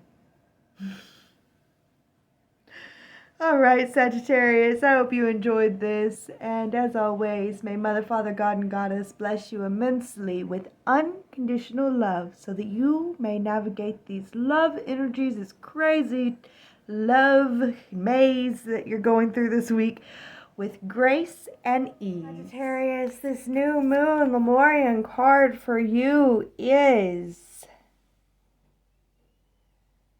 All right, Sagittarius, I feel like you're going to have an opportunity to heal your love life, to heal your love ability. I feel like it's like a healing of relationships, but I really feel like, Sagittarius, this relationship is starting with yourself. You're going to have a way to look at how you relate to yourself in a more loving way. And as you relate to yourself in a more loving way, you heal the relationships and you begin to show up in your relationships more lovingly, and people begin to show up for you in your relationships more lovingly, and you begin to move into a more divine partnership and relationship. As you love yourself, you're creating the space needed for you to be able to be and live in a divine partnership of wonderful, magical rainbow, what I call rainbow love. Rainbow love. It's so great. Because, we have auras with all kinds of colors, and whenever two people come together with their auras, we create rainbows. So it's really cool. All right, so let's read what the card says for you, Sagittarius, for the new moon. Healing. The Lemurians were healers, naturally intuitive and accustomed to navigating energetic-based realities. We all have natural healing abilities that are advanced when we deepen our energetic awareness. When we perceive the world beyond the more well-known senses, we start to receive information and wisdom different from that which stems from the intellect. By tapping into the life force consciousness, and using this abounding energy alongside focused intention, we realize that anything is possible. Extend the margins of your awareness. Revisit a situation from a broader perspective or higher vibration with a focus on healing. Perhaps the issue is simply an outdated or limiting perception placement. You have the ability to align to a fresh new timeline inspired by wholeness. All right, Sag, thank you so much for bearing with me in my stumbling on the words, but I stumbled on this one, focused intention, and it sounded like I was saying attention, but I really feel like that was on purpose with the reading. I feel like alongside focused intention, using the abounding energy alongside focused intention, I feel like attention too. Notice where you're putting your attention and your intentions behind that attention. It's crazy. I feel like I'm getting tongue-tied here, Sag, but hopefully you're following. So, know that you have the ability to align to a fresh new timeline inspired by wholeness. All right, Sagittarius, it looks like this new moon is going to be really healing for you if you allow it to be. I do pray that you have all the healing, loving energy that you need. I just pray that you're able to open up to the healing, the love, and the insight that is provided to you. And I pray that Mother, Father, God, and Goddess surround you with lots and lots of healing love. And so it is, Sag. All right, Capricorn, welcome to your Oracle read. We have for you Book Fairy perspective. Try to look at it in a different way, is what I heard. Try to look at it this way. Can you look at it differently? So I feel like it is time for you to bring harmony to your daily life and your health and your connection with your body, Capricorn. I feel like it's time for you to bring harmony with how you think about your body. So maybe think about that differently. And I see conflicts coming in about how you speak versus how you're trying to harmonize your body in daily life. If you really do want this new harmony and understanding of your body and your daily life, then it's time for you to speak that life.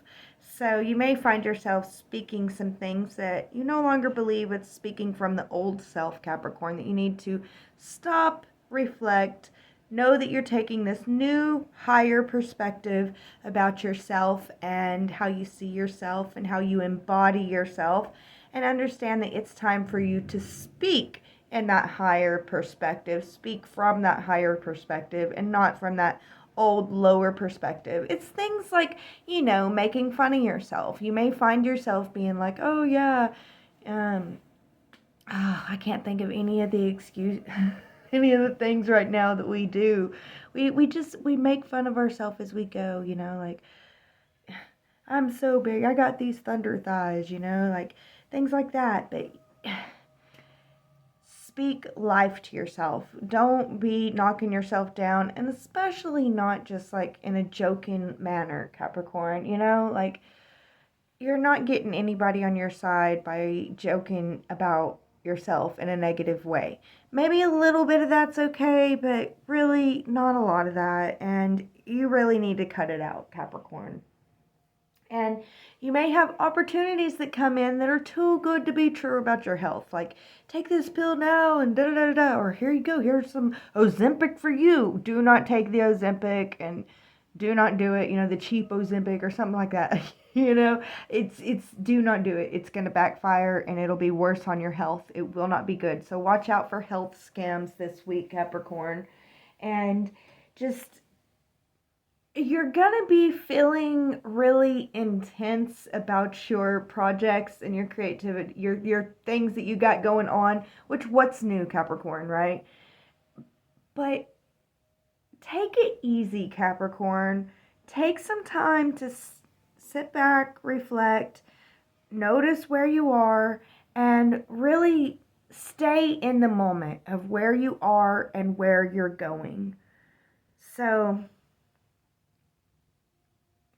yeah, don't let that intensity rule you, but harness it and use it at the right moment and the right time.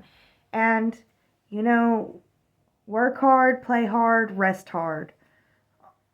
Keep at it, Capricorn. You've got this. And yeah, I pray that Mother, Father, God, and Goddess give you the strength and the resilience and the wisdom that you need to be able to make it through this week with grace and, I just want to say, grace and determination. So I'm going to say it, grace and determination, because I'm like, Capricorn don't need determination. Well, I'm praying it on you, Capricorn, that you get through this week with grace and determination. So it is. All right, Capricorn, your Lemurian card is... Okay, very beautiful, Capricorn. I feel like this new moon is a time for you need to go out and connect with the earth, Capricorn. Connect with your animals, enjoy your animals' love, and connect with the earth. And, you are an earth sign, Capricorn. And I feel like, you need to continue to stay grounded and make sure, just take time to connect with Mother Nature, especially on this new moon in Gemini. Capricorn, it's also time for you to notice what is valuable to you about your health and how can you love and protect what is valuable to you about your health. How can you love and protect your own body? All right, Capricorn, let's read what the card says. Furred and feathered friends. Animals are intuitive, sacred beings, and the wisdom keepers of many earth traditions. They are some of our most loving companions and have much to teach us. Yet the treatment of some species is appalling. As our empathy expands, we see other beings and the quality of their lives as interconnected and equal to our own. We may be inspired to align our actions with our compassion to minimize the harm we do to the planet and her inhabitants. This card also signifies energetic bonds. You may have greater awareness of the wisdom of the animals you encounter and their meaning for you. And my doggo's about to growl. She's looking at my backyard chickens roaming, and she wants to growl at them. So yes, you may have greater awareness of the wisdom of the animals you encounter and their meaning for you. And it's your energetic bonds, Capricorn. I feel like you're bound to, you have an energetic bond to the animal world and the animal kingdom. And especially if that resonates with you, Capricorn, then you have a responsibility to take care of and to try to make aware to the other humans why we need to take care of it in the most loving way, in the least harm possible. So Capricorn, I feel like it's saying that, it's time to connect with our furry friends, our furry companions, and to love and to listen to them. And as my doggo is growling at the chickens outside, and she's also getting a drink, I feel like she's letting us know that, again, protect your health. Just make sure that you're staying hydrated, you're taking care of yourself, and protect yourself. All right, Capricorn, that's your message for this new moon. I hope that you enjoyed it. As always, be blessed with love. All right, Aquarius. It's time to come out of the cave, Aquarius. Come out of the cave and stretch those arms and get ready to show off your unique self, Aquarius. This week, it's time. You need to create harmony around your heart's ability to create, around your ability to shine, your ability to show up in the world. For yourself, not for them, though. This is for yourself, Aquarius. You probably will have a little bit of financial conflict this week, but honestly, whatever. We do what we can do, we pay what we can pay, and then the rest of them can suck it. Maybe, that's just kind of how I look at it, Aquarius, but, you got to look at it the best way that you can and take care of it however you can, and don't let it get you down, You chose to do with your finances what you chose to do. And, you try to follow your heart and you love following your heart. And sometimes it doesn't seem to quite work out for the bank. And you got to learn that balance. You got to learn that balance of, we can only do this much for now. And we're going to just do it until, we'll do this month and then this next month, and that slow go instead of trying to do it all at once. And learning lessons. Look back on your financial mistakes and what is going wrong, what did go wrong, and how can you learn from that, and how can you motivate yourself to not do it again, which means, if I don't do it again, then I'm going to reward myself, not with spending money or anything, but with a relaxing time of, and just like yes, you did it. You can go watch that crazy YouTube video that nobody else wants to watch, but you do, like that kind of reward. Reward yourself for not doing the bad things and for doing the good things. So you can make a plan to fix the financial issues. You don't have to get yourself so down about those. And there's going to be an intensity at home. I feel like, and words said at home out of anger and intensity that need to be watched out for. So try not to be the one who says the words out of anger and intensity, although I feel like I'm feeling like the whole home, everybody's saying words that none of them really mean. They're all out of anger. It's just an intense energy that we're all trying to navigate. And, try not to say words that you don't mean, because then you have to make that up to yourself later. And try not to take what they're saying personally and understand that they're going to have to make that up later. So, yeah, just do your best to navigate these energies. Take care of yourself. Love you through it. Things are changing and change is on the horizon. You'll have an opportunity that comes in. I feel like it's a sales opportunity coming in. It'll be like, if you buy this, then all of your dreams will come true. If you buy this, then all of the conflict at home will stop. Or da da da. It's all lies. It's not right. Buy things based off of recommendation. If it's things like the conflict at home will stop, that needs to be based off recommendation type things. And if it's about, it's going to make all your dreams come true, or this will fix all your problems, it's salesman energy. Don't fall for it. And plus, especially if you're trying to fix financial issues, if you're having trouble with finances, like, salesman, get the F out, Like, get the F out with that salesman bish, Oh, all right, Aquarius. You guys got this. Just walk in your integrity and keep loving you and take care of yourself through the process. And you guys got it. So that is your weekly reading. And as always, I pray that Mother, Father, God, and Goddess bless you with love. Aquarius, your new moon reading, your new moon card from Lemuria is coming up. I feel like it's saying that you are going to gain divine insights in this new moon about how to love your unique self and to operate in this world in your uniqueness, loving your uniqueness even more.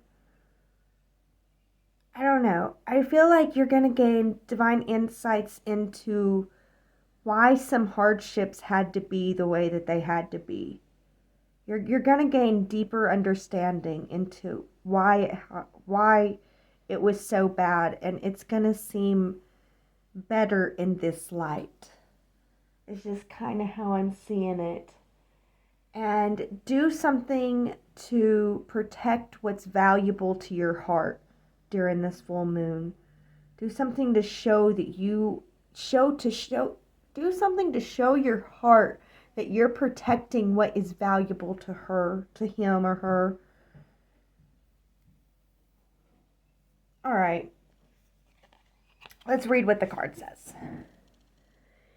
She of Lotus. If there is a way to fast-track growth, it is by being real with the shadowy or unloved parts of ourself. Shadows can be painful or tender to the touch. Sensitivity can be a trigger that shows us where we might want to spring clean some of our darker, forgotten, ignored, or hidden corners. Accepting our shadows is the first stage in restoring ourselves to wholeness in self-love. Peel back the layers where there is shame, guilt, or fear, and bring them into the daylight. Under a loving and compassionate light, they will resolve and reassimilate, reminding us that on the flip side of the coin, these are our superpowers. These are your superpowers. Your shadows are your superpowers. Yeah, that's what I'm seeing. You're going to see the darkness in a new light with this new moon. And I pray that you're blessed with divine inspiration, divine understanding, And I pray that it comes to you in the most loving, graceful way possible, Aquarius, because you don't deserve any more hardships. You deserve that love and that grace. You're so beautiful, Aquarius. I hope that you enjoy this reading. I hope that you have a really great new moon. And as always, I pray that you're blessed immensely with the Most High, divine, unconditional love. All right, Pisces, what we have for you. Wishing you health. Yes, I wish you health and long life, beloved Pisces. Yes. I wish you to have wonderful wellness, wholeness, and health this week. I wish health upon you and yours this week, beloved Pisces. And you need to be creating harmony in your home. It's time. Things are starting to work out in your home. Things are starting to kind of seem, the changes are settling in for you, Pisces. So I think that it's time for you to create that harmony, to look around you. What can you do to create more harmony within your home? And you may encounter some relationship conflicts about your ego and how you want your home to be, and other egos in the home and how they want it to be. Do consider their point, even if they're not considering yours. Do consider theirs. And what way can you accommodate their side that makes your side happy? That's the proper answer that you're looking for in this home harmony creation here, Pisces. And watch out, because there may be some offers coming to you. I'm seeing checks come in that you do not need to cash. Like checks that are attached to dirty money and things that, money opportunities that, they look great, but you might need to turn those down, Pisces, because they're gonna be attached to things that you just don't want at all. Like, I'm seeing, like, you think that, I can buy this house and flip it and it'll be so easy, but it turns out to be way more work and way harder and way more investment, time, energy, money than you ever thought it was gonna be. So no flipping houses right now. Things like that is a no. And you may feel intense about your communication to Spirit Divine. Remember, Pisces, we are still in a faith test. Neptune is at 29 degrees, Pisces, and it's definitely testing you too. So you may feel like, I don't feel like I'm getting any communication in, or, like I should, because, you are so connected. But right now, the disconnect is so that you can continue to hold the faith. And, try not to get angry at the divine, and try to understand that everything happens for a divine reason, a divine purpose, and a divine time. And I know that you guys got this, Pisces. I love you guys so much, and I do wish you that your health, wellness, wholeness, and well-being for you and yours, Pisces, because you guys deserve it. You guys are so wonderful. You bring so much love and light into this world, and I thank you all so much for being a part of it. And I hope that you enjoyed your reading. Until the next one, be blessed with love. So your Lemurian message for this new moon is love yourself, love your expanded self. Pisces, you say, I am the universe. Yes, you are. Love your universe. Love the universe that you am. Love your universe. Love yourself. Love your own inner star. And take care of your home this new moon. It's a time to take care of your home, to love and protect your home, and to love and protect your inner home, your inner and your outer home. And just add more love to your home and your foundation and your own universe. Just fill your universe full of love. All right, Pisces, let's read what the card says. Home. Our way home to oneness and the truest part of our infinite selves is to know ourselves beyond the socialized matrix of mind-constructed reality. When all sense of flighty survival drops away, a deep sigh radiates from the safe space within, where you can ground your dreams into reality. Deep, heart-based presence is a direct portal home. Align with your temple space. You have dreams, visions, and may yearn for the etheric realms. But it is when we are fully present in our bodies that we can actualize ideas and make a difference. Be grounded. Find your home. The deeper our roots, the higher we can reach into the heavens. Wow, Pisces. That was beautiful, and I feel like it is the perfect message for you. It's the exact energies I'm tapping into. The cards said it even better. That's why I like to read the cards. All right, Pisces. Thank you so much for joining me today, and may your home be blessed by the Most High, Mother, Father, God, and Goddess immensely with unconditional divine love. All right, Aries. Okay, so what we have for you, Aries, is this week will be very energetic. You probably will have a lot of energy to be able to do what you need to do and get done what you want to get done. Please enjoy the energies, and it is a time for you to create harmony with your words and your communication style. As you create harmony with your words and communication style, it'll help you to overcome the obstacles coming to you this week, Aries. And I really think, out of the heart, man speaketh. Out of the heart, woman speaketh. And I just feel like to create harmony with your words, you need to go in and create harmony with how you think and speak with yourself, and create harmony with your thoughts, or just move towards deciding to create harmony with your thoughts and your speech.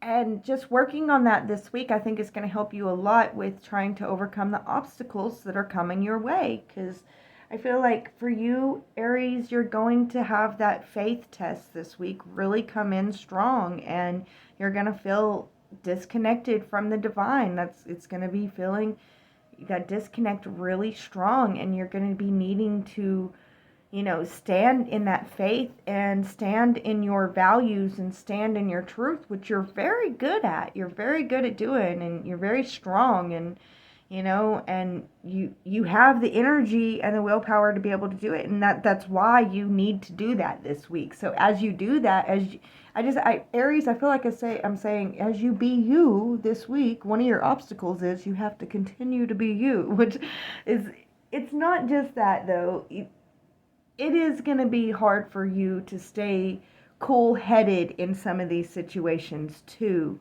So that is going to be important. Understand that there are those obstacles coming this week.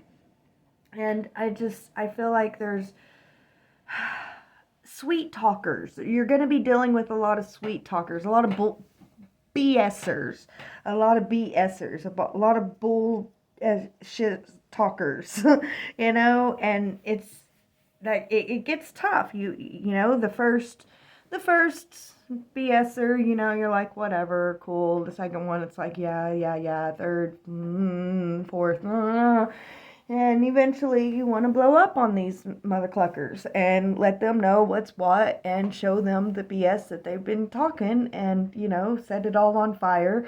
And that is the test for you, Aries, is going through these energies in a way that you can allow the BS to fertilize the ground that it's meant to fertilize at this time, and let it all fall to the ground and not go into your ears, because you're working on a better communication style with yourself.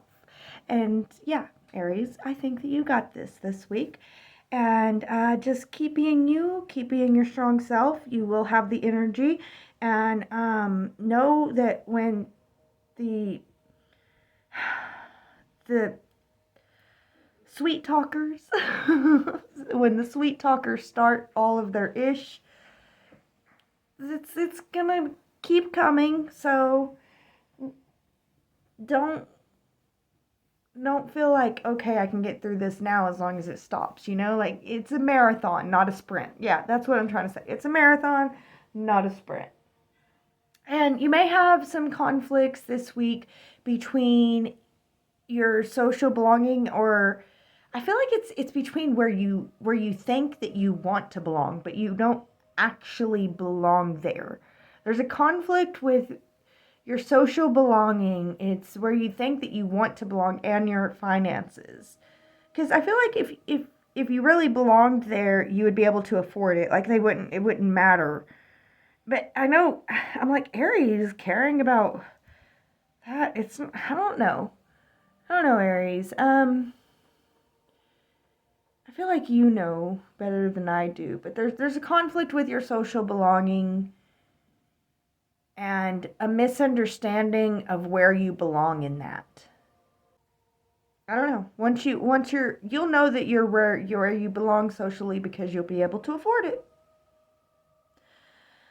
All right, beloved Aries, thank you so much for joining me. I hope that you enjoyed this message. I hope that it was a good one for you.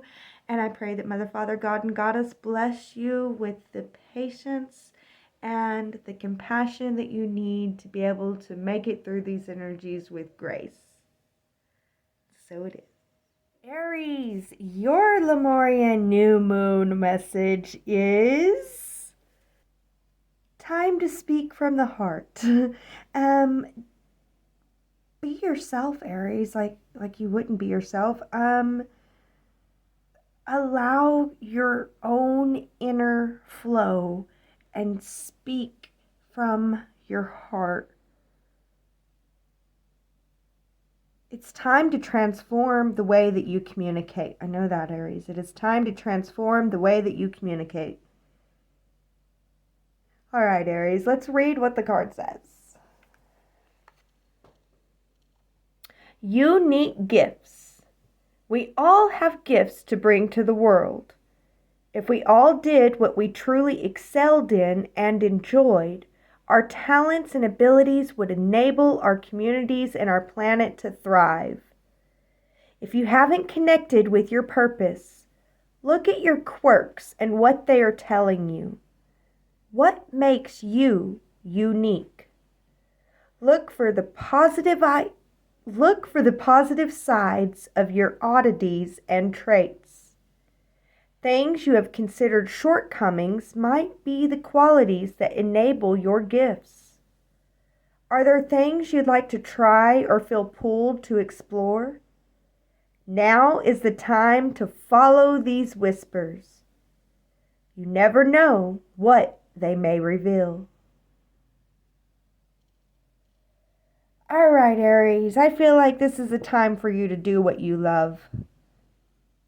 It's a time to do what you love, to follow your light, no one else's. To do what you want. Aries, do what you want. All right, Aries. But that's all I got for you for this new moon message. May Mother, Father, God, and Goddess bless you with the wisdom and the strength and the courage and the love, all the love that you need to follow what your heart wants to do. All right, blessed be, Aries. All right, Taurus. Taurus, what does this week have for you, beloved Taurus? All right, so Taurus, I'm hearing that this week to rely on your companions and to seek your companions' guidance.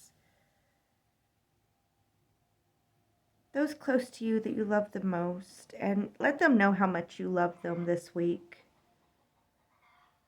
Taurus, you're creating harmony in your finances. Your finances are going to harmonize. Taurus, I feel like you're creating something really, really beautiful in your finances.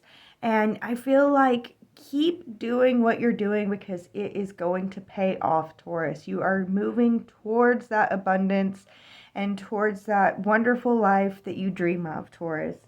And watch out because you may have some conflict with your social belonging. You may have, like, I'm seeing like the girls come in and be like, let's go to the girls' night out. And then like you end up spending way more money than you had planned. And that is not on the harmony plan that leads towards your abundance, Taurus. So know when to say no to people, and you can go out. I'm not saying that you can't go out and you can't enjoy yourself. You can. You probably have budgeted in for that, Taurus.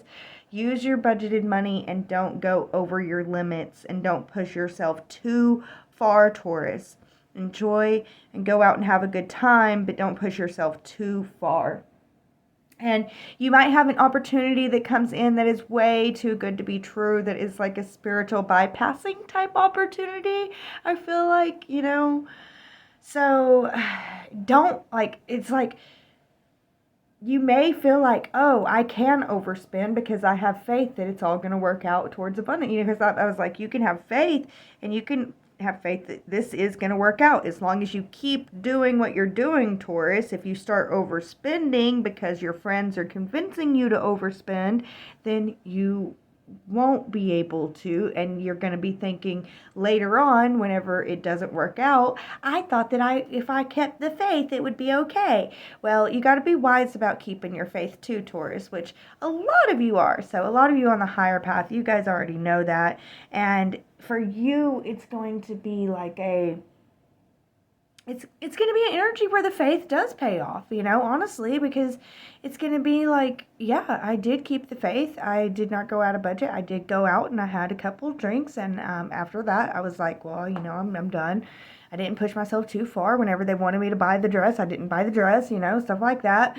Because, I didn't need it at the time. If I had a reason, I would have. But, like those kind of things, and then the faith will pay off. So yeah, the faith will pay off if you keep doing what you're doing and you pass the test of overspending. You're going to have a test of overspending this week, and your friends trying to convince you that it's okay to overspend. It's not okay to overspend. If you do overspend, you shouldn't keep the faith that it's all going to work out because you kind of let your faith go. If you don't overspend, then you're going to see that keeping the faith worked out. So it's that kind of energy, Taurus.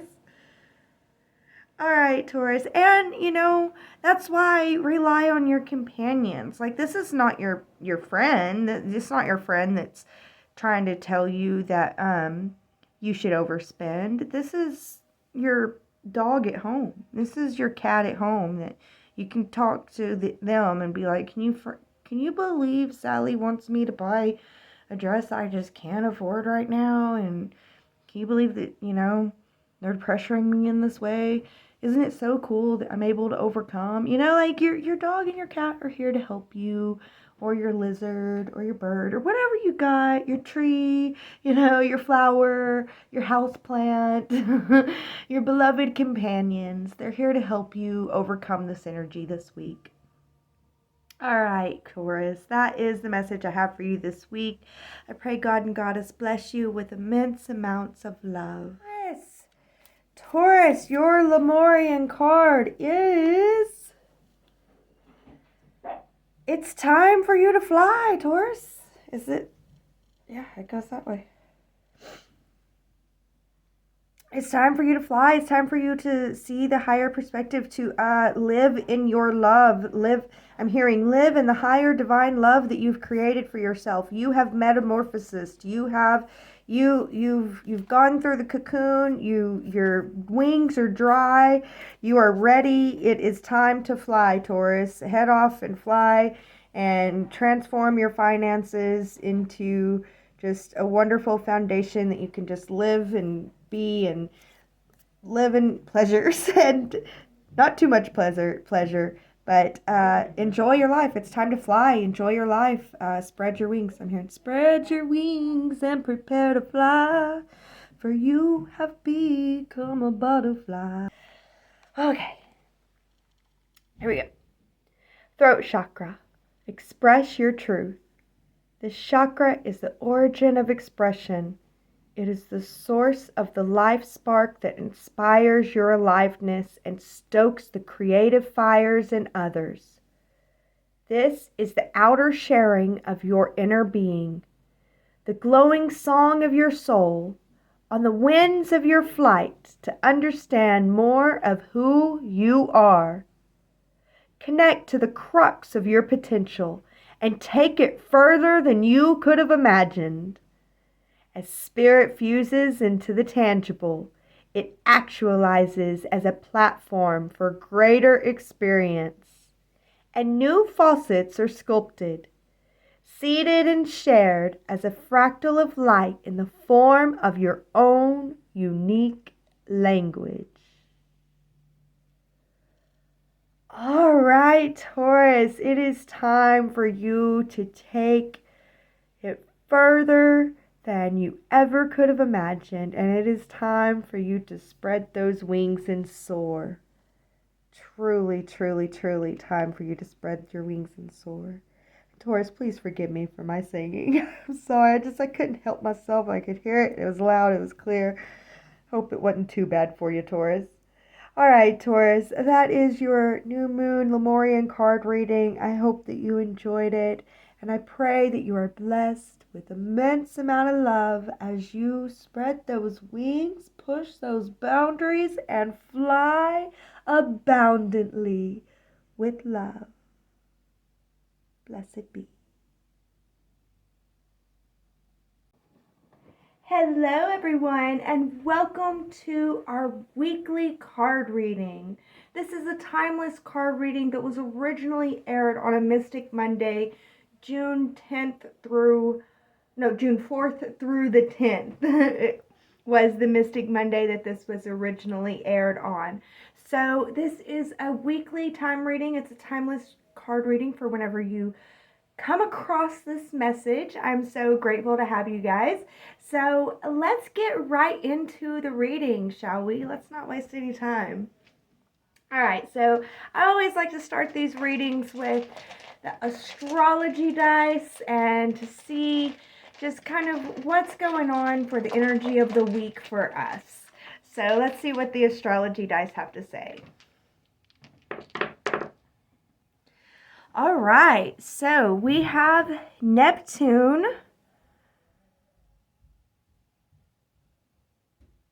and we have Neptune in Taurus, Neptune in Taurus, so having faith in our worth in the 12th house, having faith in what we intuit our worth is, having faith in what we sense about our worth, what we sense about our worth. Yeah, having faith in what we sense about our worth. And we have the new moon. So this is going to air on a Mystic Monday, and the new moon is going to be the energy of the week. We have fire. So fire around the new moon. And new moon, it's about new beginnings. It's about setting your intentions. And we have 1, 2, 3, 4, 5, 6, the number 6. So I feel like set your intentions about your fire, about your passion, and begin to move intend to move towards your passion. You need to continue to have faith in what you sense that you're worth as you move towards your passion. I feel like this is a week to have faith in your worth as you move towards your passion. So there we go. That is the beginning of the energies of this week. Let's get an oracle card for this week and see what comes up for us. What is the oracle card for this week? What do we have? Okay, we have aquamarine coming out, courage.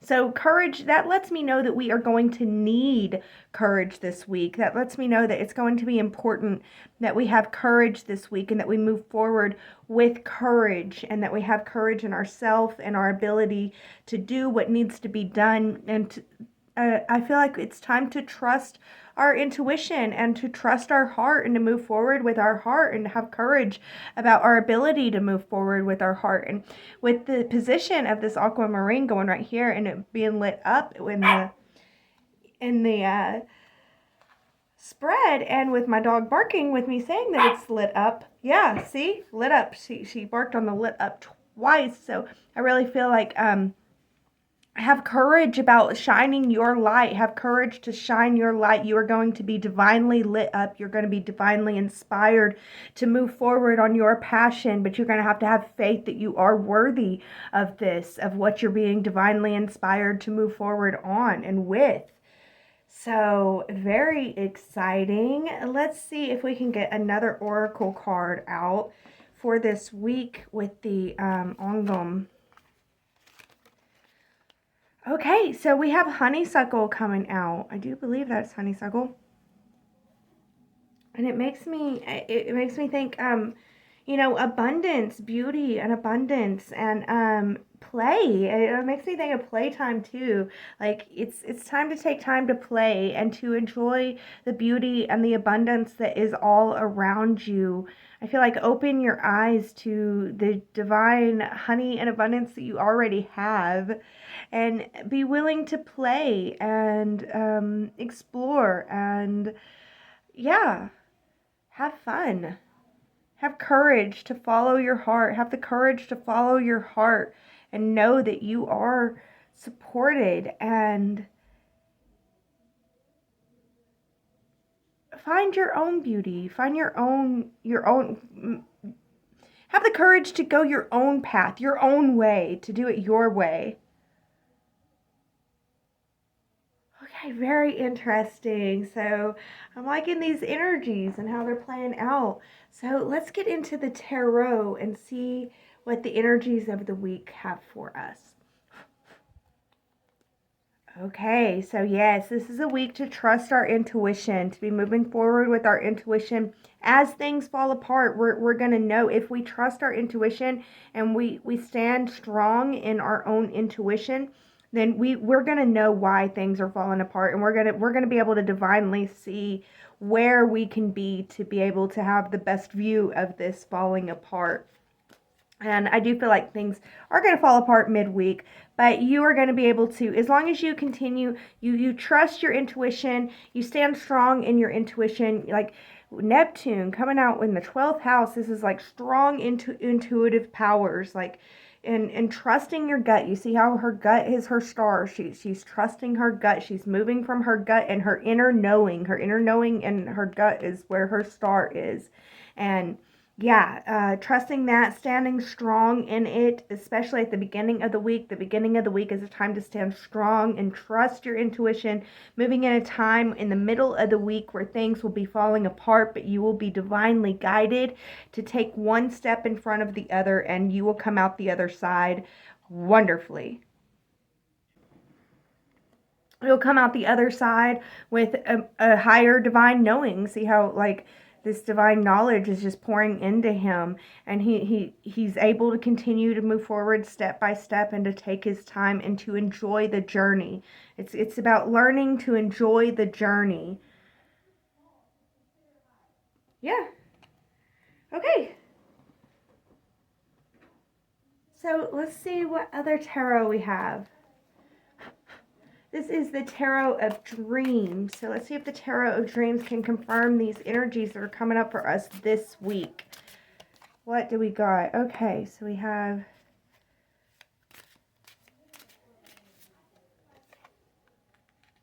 Okay, am I holding the deck upside down? Apparently not. Alright. So, let's see what we have. I feel like yeah, this is the beginning of the week is a time you may feel stuck at the beginning of the week. You may feel unable to move, but you need to trust your gut that the stuckness is on purpose and that it has a reason. And you need to, because you're going to feel like you can't move forward with this divine passion. Like I said, these new intentions to move forward, but you can create the intentions to move forward with that divine passion. And the middle of the week it really is, it's a time of life getting flipped, turned upside down. I like to tell the story. Okay, anyway. So yeah, the middle of the week, life is going to get flipped and turned upside down. And, but this is going to reveal things to you, and it's going to show you what does not serve more clearly. You'll be able to see more clearly what does not serve, and you'll end the week needing to protect yourself and cut out what doesn't serve. Being willing to cut out what doesn't serve. Yeah, and I'm moving into with the oracle cards here with the honeysuckles. I feel like be flexible. You're gonna need to learn to be more flexible and have the courage to just cut out what isn't serving. You will have the opportunity to see midweek if is you got to trust your gut about this. There's like a stuckness and a stagnation at the beginning of the week where you're unable to move forward, and it turns into a tower moment, a moment of destruction, divine destruction, though, that it'll turn your life upside down, but you're going to gain the knowledge that you need to be able to cut out what no longer serves, and you might feel a little bit defensive about it all by the weekend. You might be like, no, no, no, I'm going to defend mine, and that's okay. I feel like that's okay, but remain flexible.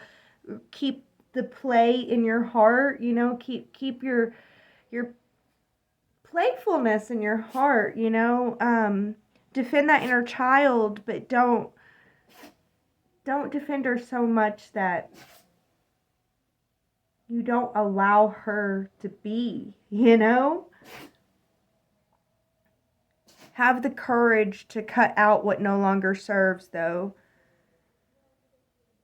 Remain flexible where you can, and know that your life gets turned upside down. It's divine intervention, and you'll have a message, but it's about trusting your intuition, standing strong. You're not going to know why you're stuck, but you're going to feel stuck and unable to move in your passions, and this destruction is going to let you know why you were stuck. It'll make more sense, and then at the end it'll make you feel defensive. All right, let's move on and see if we can get any more confirmation. All right, so now we're going to move into the Journey Tarot. The Journey. We're going to see what we got here. Okay, so I feel like you begin the week.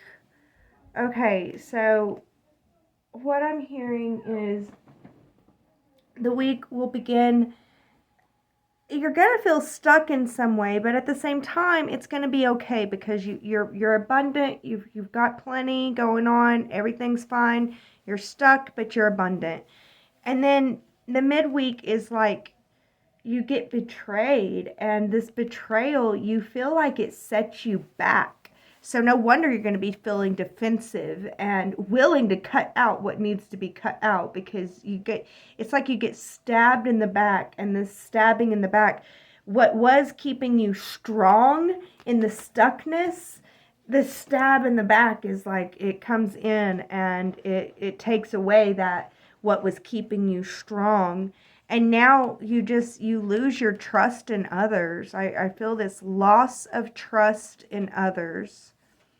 So Spirit, what can we do? What can we do to help with this loss of trust? Because I feel like it's It's about having the wisdom and the knowledge and courage to cut out what doesn't serve, and understanding that this happened to show you what wasn't serving. And this flexibility, though, it's going to be so hard, and I'm not sure how to get back this trust at this moment. What I'm feeling is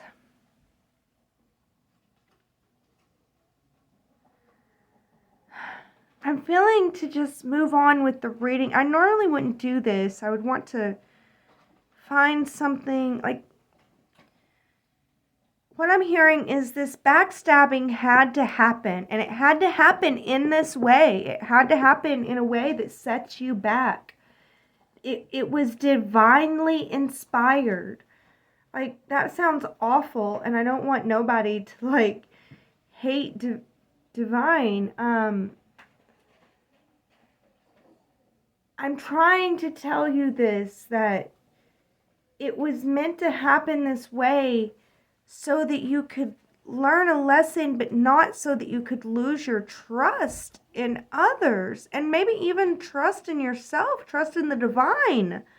Like, see, because you're like, okay, well, Misty Kilby just said that the divine is the one reason why they stabbed me in the back, and they set me back, and, divine was the reason I was being stuck. Like, I don't know. I just feel like this is a week of lessons. Like, there's lessons to be learned in this week. I'm going to move on with the card reading, and we're going to see. I have faith that these things are going to come out, and I think that like, I need to do it this way because I need to demonstrate, help demonstrate to you what having faith that things are going to work out and solutions will be found looks like, and staying open to letting the answer come in its own time and its own place. So I feel like moving on and moving to the runes.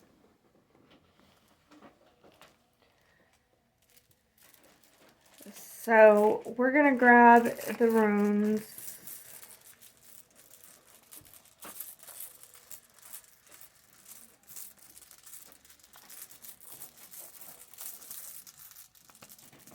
See some energies for this week.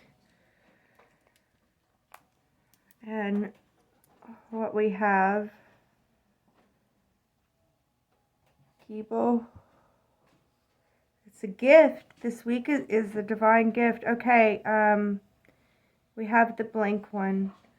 So this is your intuition. It's a week to use your intuition, and your intuition is not about the logic. This is not a week for logic.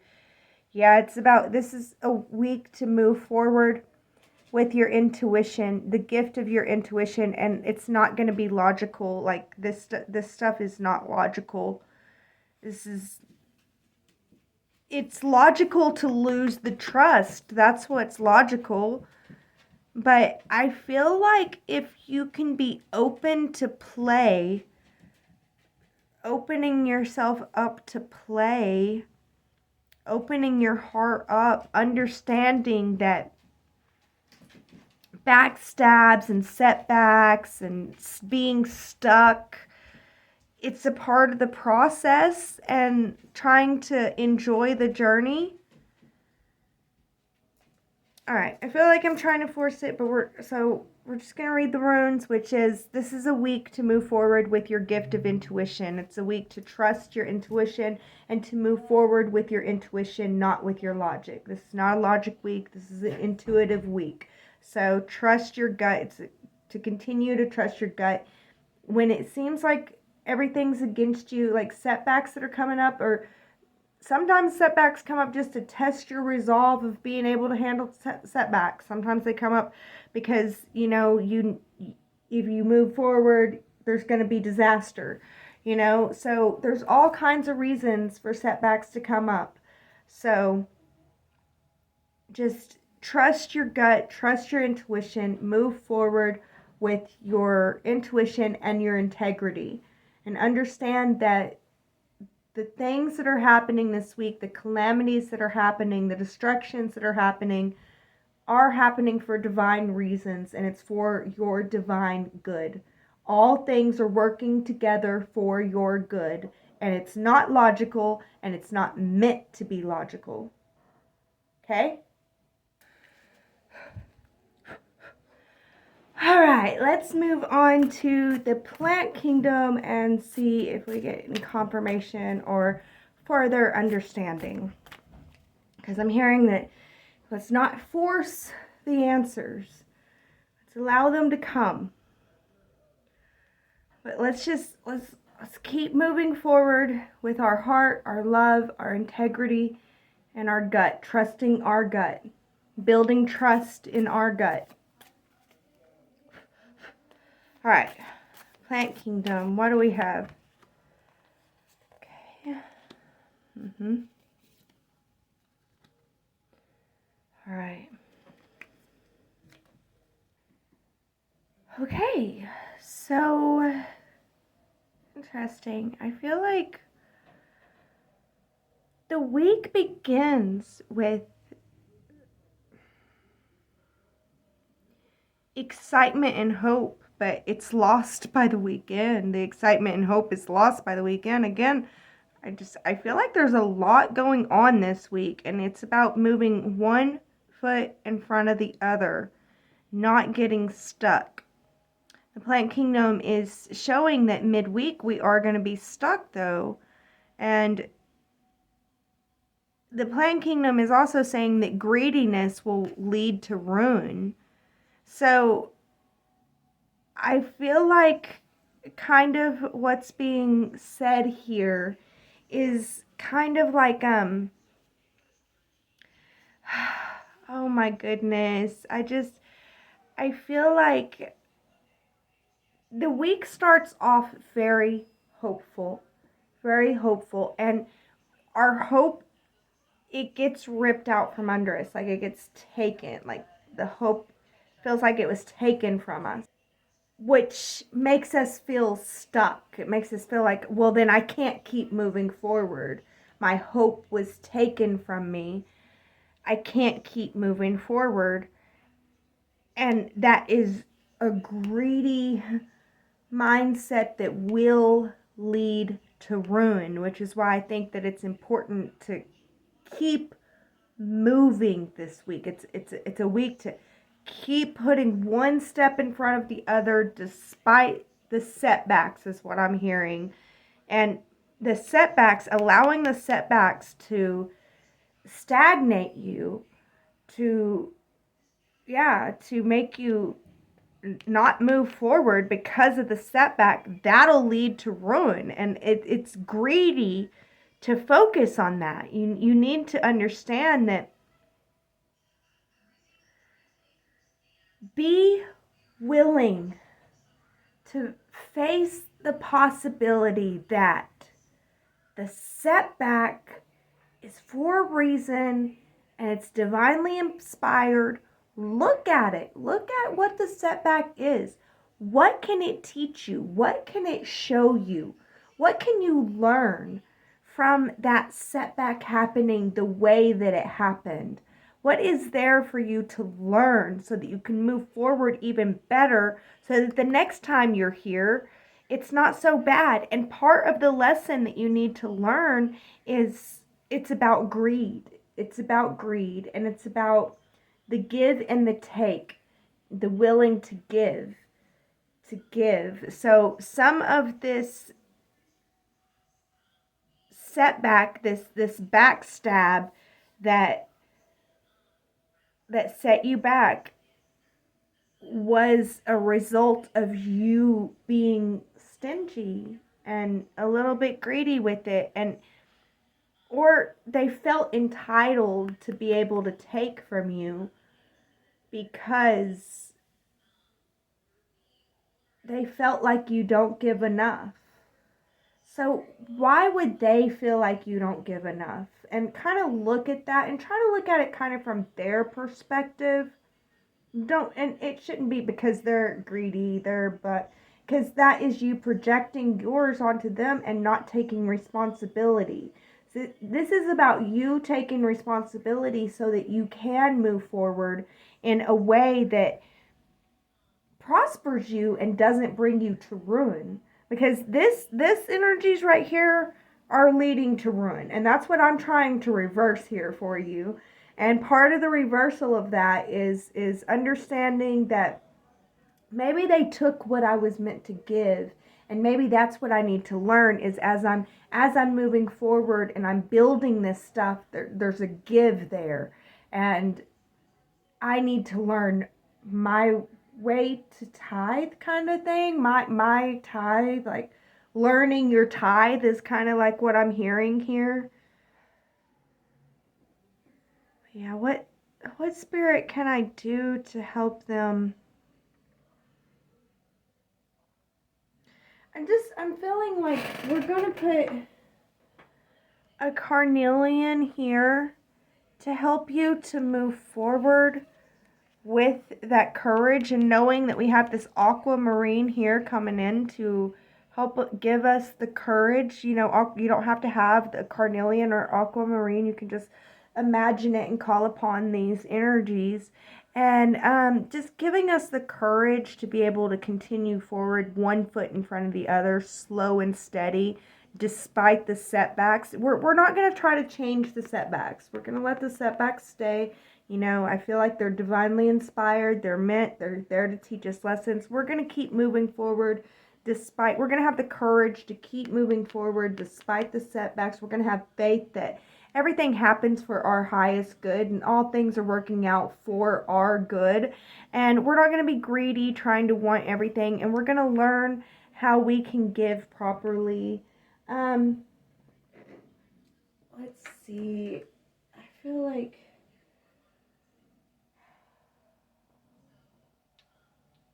no, we're gonna bring rose quartz in. We're gonna bring rose quartz in. So we're gonna add the love with the rose quartz.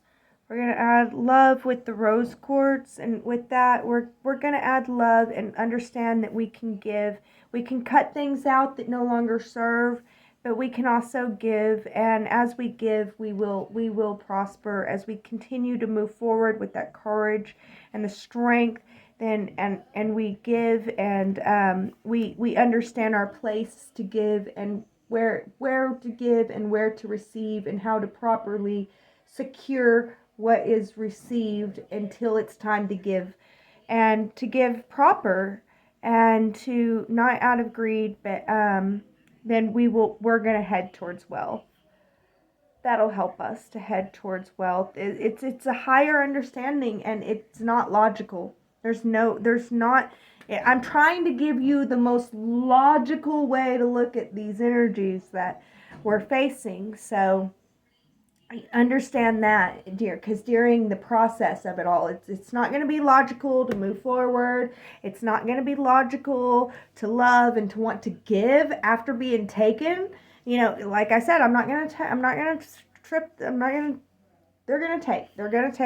We're not going to stop that. Our life's going to be flipped, turned upside down, divine intervention, divine destruction. We're going to allow that, and we're going to have the courage and the strength to move through it the best that we can. I just rolled this to 7, so the seventh house, which is about our relationships. So having faith in our relationships and not losing trust in everybody, and having that love. The courage and the love is going to be necessary this week. Courage and love is going to be necessary to be able to have the love to move forward and be willing to give and to secure and give properly, so that we can allow the divine flow for divine abundance to be a possibility. And I'm not saying we're going to end the week with divine abundance, but we can end with it being a possibility instead of taking that possibility away. And us focusing on what was lost is greedy. That's greedy of us to do. So we're not going to do that. We're not going to focus on what was lost. We're going to see the loss as a lesson and move forward.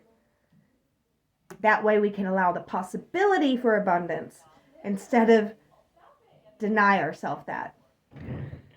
All right, guys. So there you go for the tarot. Now let's move into the oracle cards, and let's get an oracle message from a couple oracle cards for the week. So let's see what we have. And we are going to start with the Fae round this week. And we're going to see what the Fae has for us this week. So the Fae is fairies in the spirit realm. They're saying that the fairies in the spirit realm are there for you to help support you this week and to help you to see the beauty in the destruction. They're there to help you and to help you to protect your feelings, to protect and nurture your feelings. They're there. So I feel like it's a week, if during the destruction and everything, it could be okay to go outside and just talk to Mother Nature, just talk to the Fae realm. They're there to listen. They're there. They want to help you. They want to be there. They want to listen, and they want to support you. So, and they want to help you to protect your feelings and to nurture your feelings and to feel better about this stuff. So I feel like that's what's coming through for us with the Fae.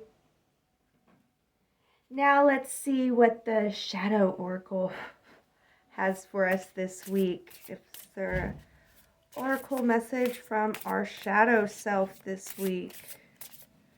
What is it? Okay. The same thing that came out last week, I think, or the week before. All right, so I feel like the shadow's coming out and saying, now seize the moment. And I feel like, again, this is the shadow saying this, so I'm not sure that it's something that we should listen to. And I feel like at the same time that the shadow saying, now seize the moment, it's time to believe your intuition and only seize the moment when your intuition tells you that it's right. Is your gut agreeing that it's now and it's time to seize the moment? If your gut agrees, then and you feel like you can move forward in integrity, which means you can move forward in a way that your heart can love, then I feel like it's now and it's time to seize the moment. The time will be when you know that you can move forward in a way that your heart can love you for. And you can love yourself for the action that you take. That'll be the time to seize the moment and to move forward with the action. But it is also important to not get stagnant this week. Keep moving forward in a way that your heart can love. Just keep putting that one step in front of the other. This is slow and steady type energy of moving forward, not allowing the stagnation, trusting your gut, moving forward in integrity and not compromising your integrity this week. And understanding that your heart, your shadow, your lower self, your lowest self will probably be like, now, and kind of be trying to push you a little bit further than you want to go. So understand that inner battle can be going on this week, and don't allow it to push you when you know that it's not quite the time. Be like, I'm going to wait until I hear you, we are going to move, but when I feel it is time, whenever I believe that my senses is that whenever I believe and sense that now is the time to act, and I know that I can act in integrity with love, and I can love myself for the action that I'm about to take. That'll be whenever it's time to act, but there'll also be that pull to act now. So watch out for that this week. Okay, so let's see what other oracle we have.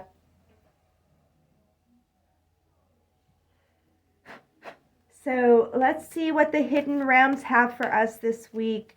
Is there a message from the hidden realms that we have for this week?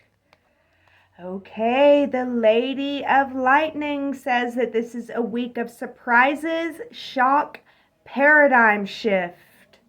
It's a week of, a total paradigm shift will happen this week. And I'm feeling that it is time for your mind to believe your intuition.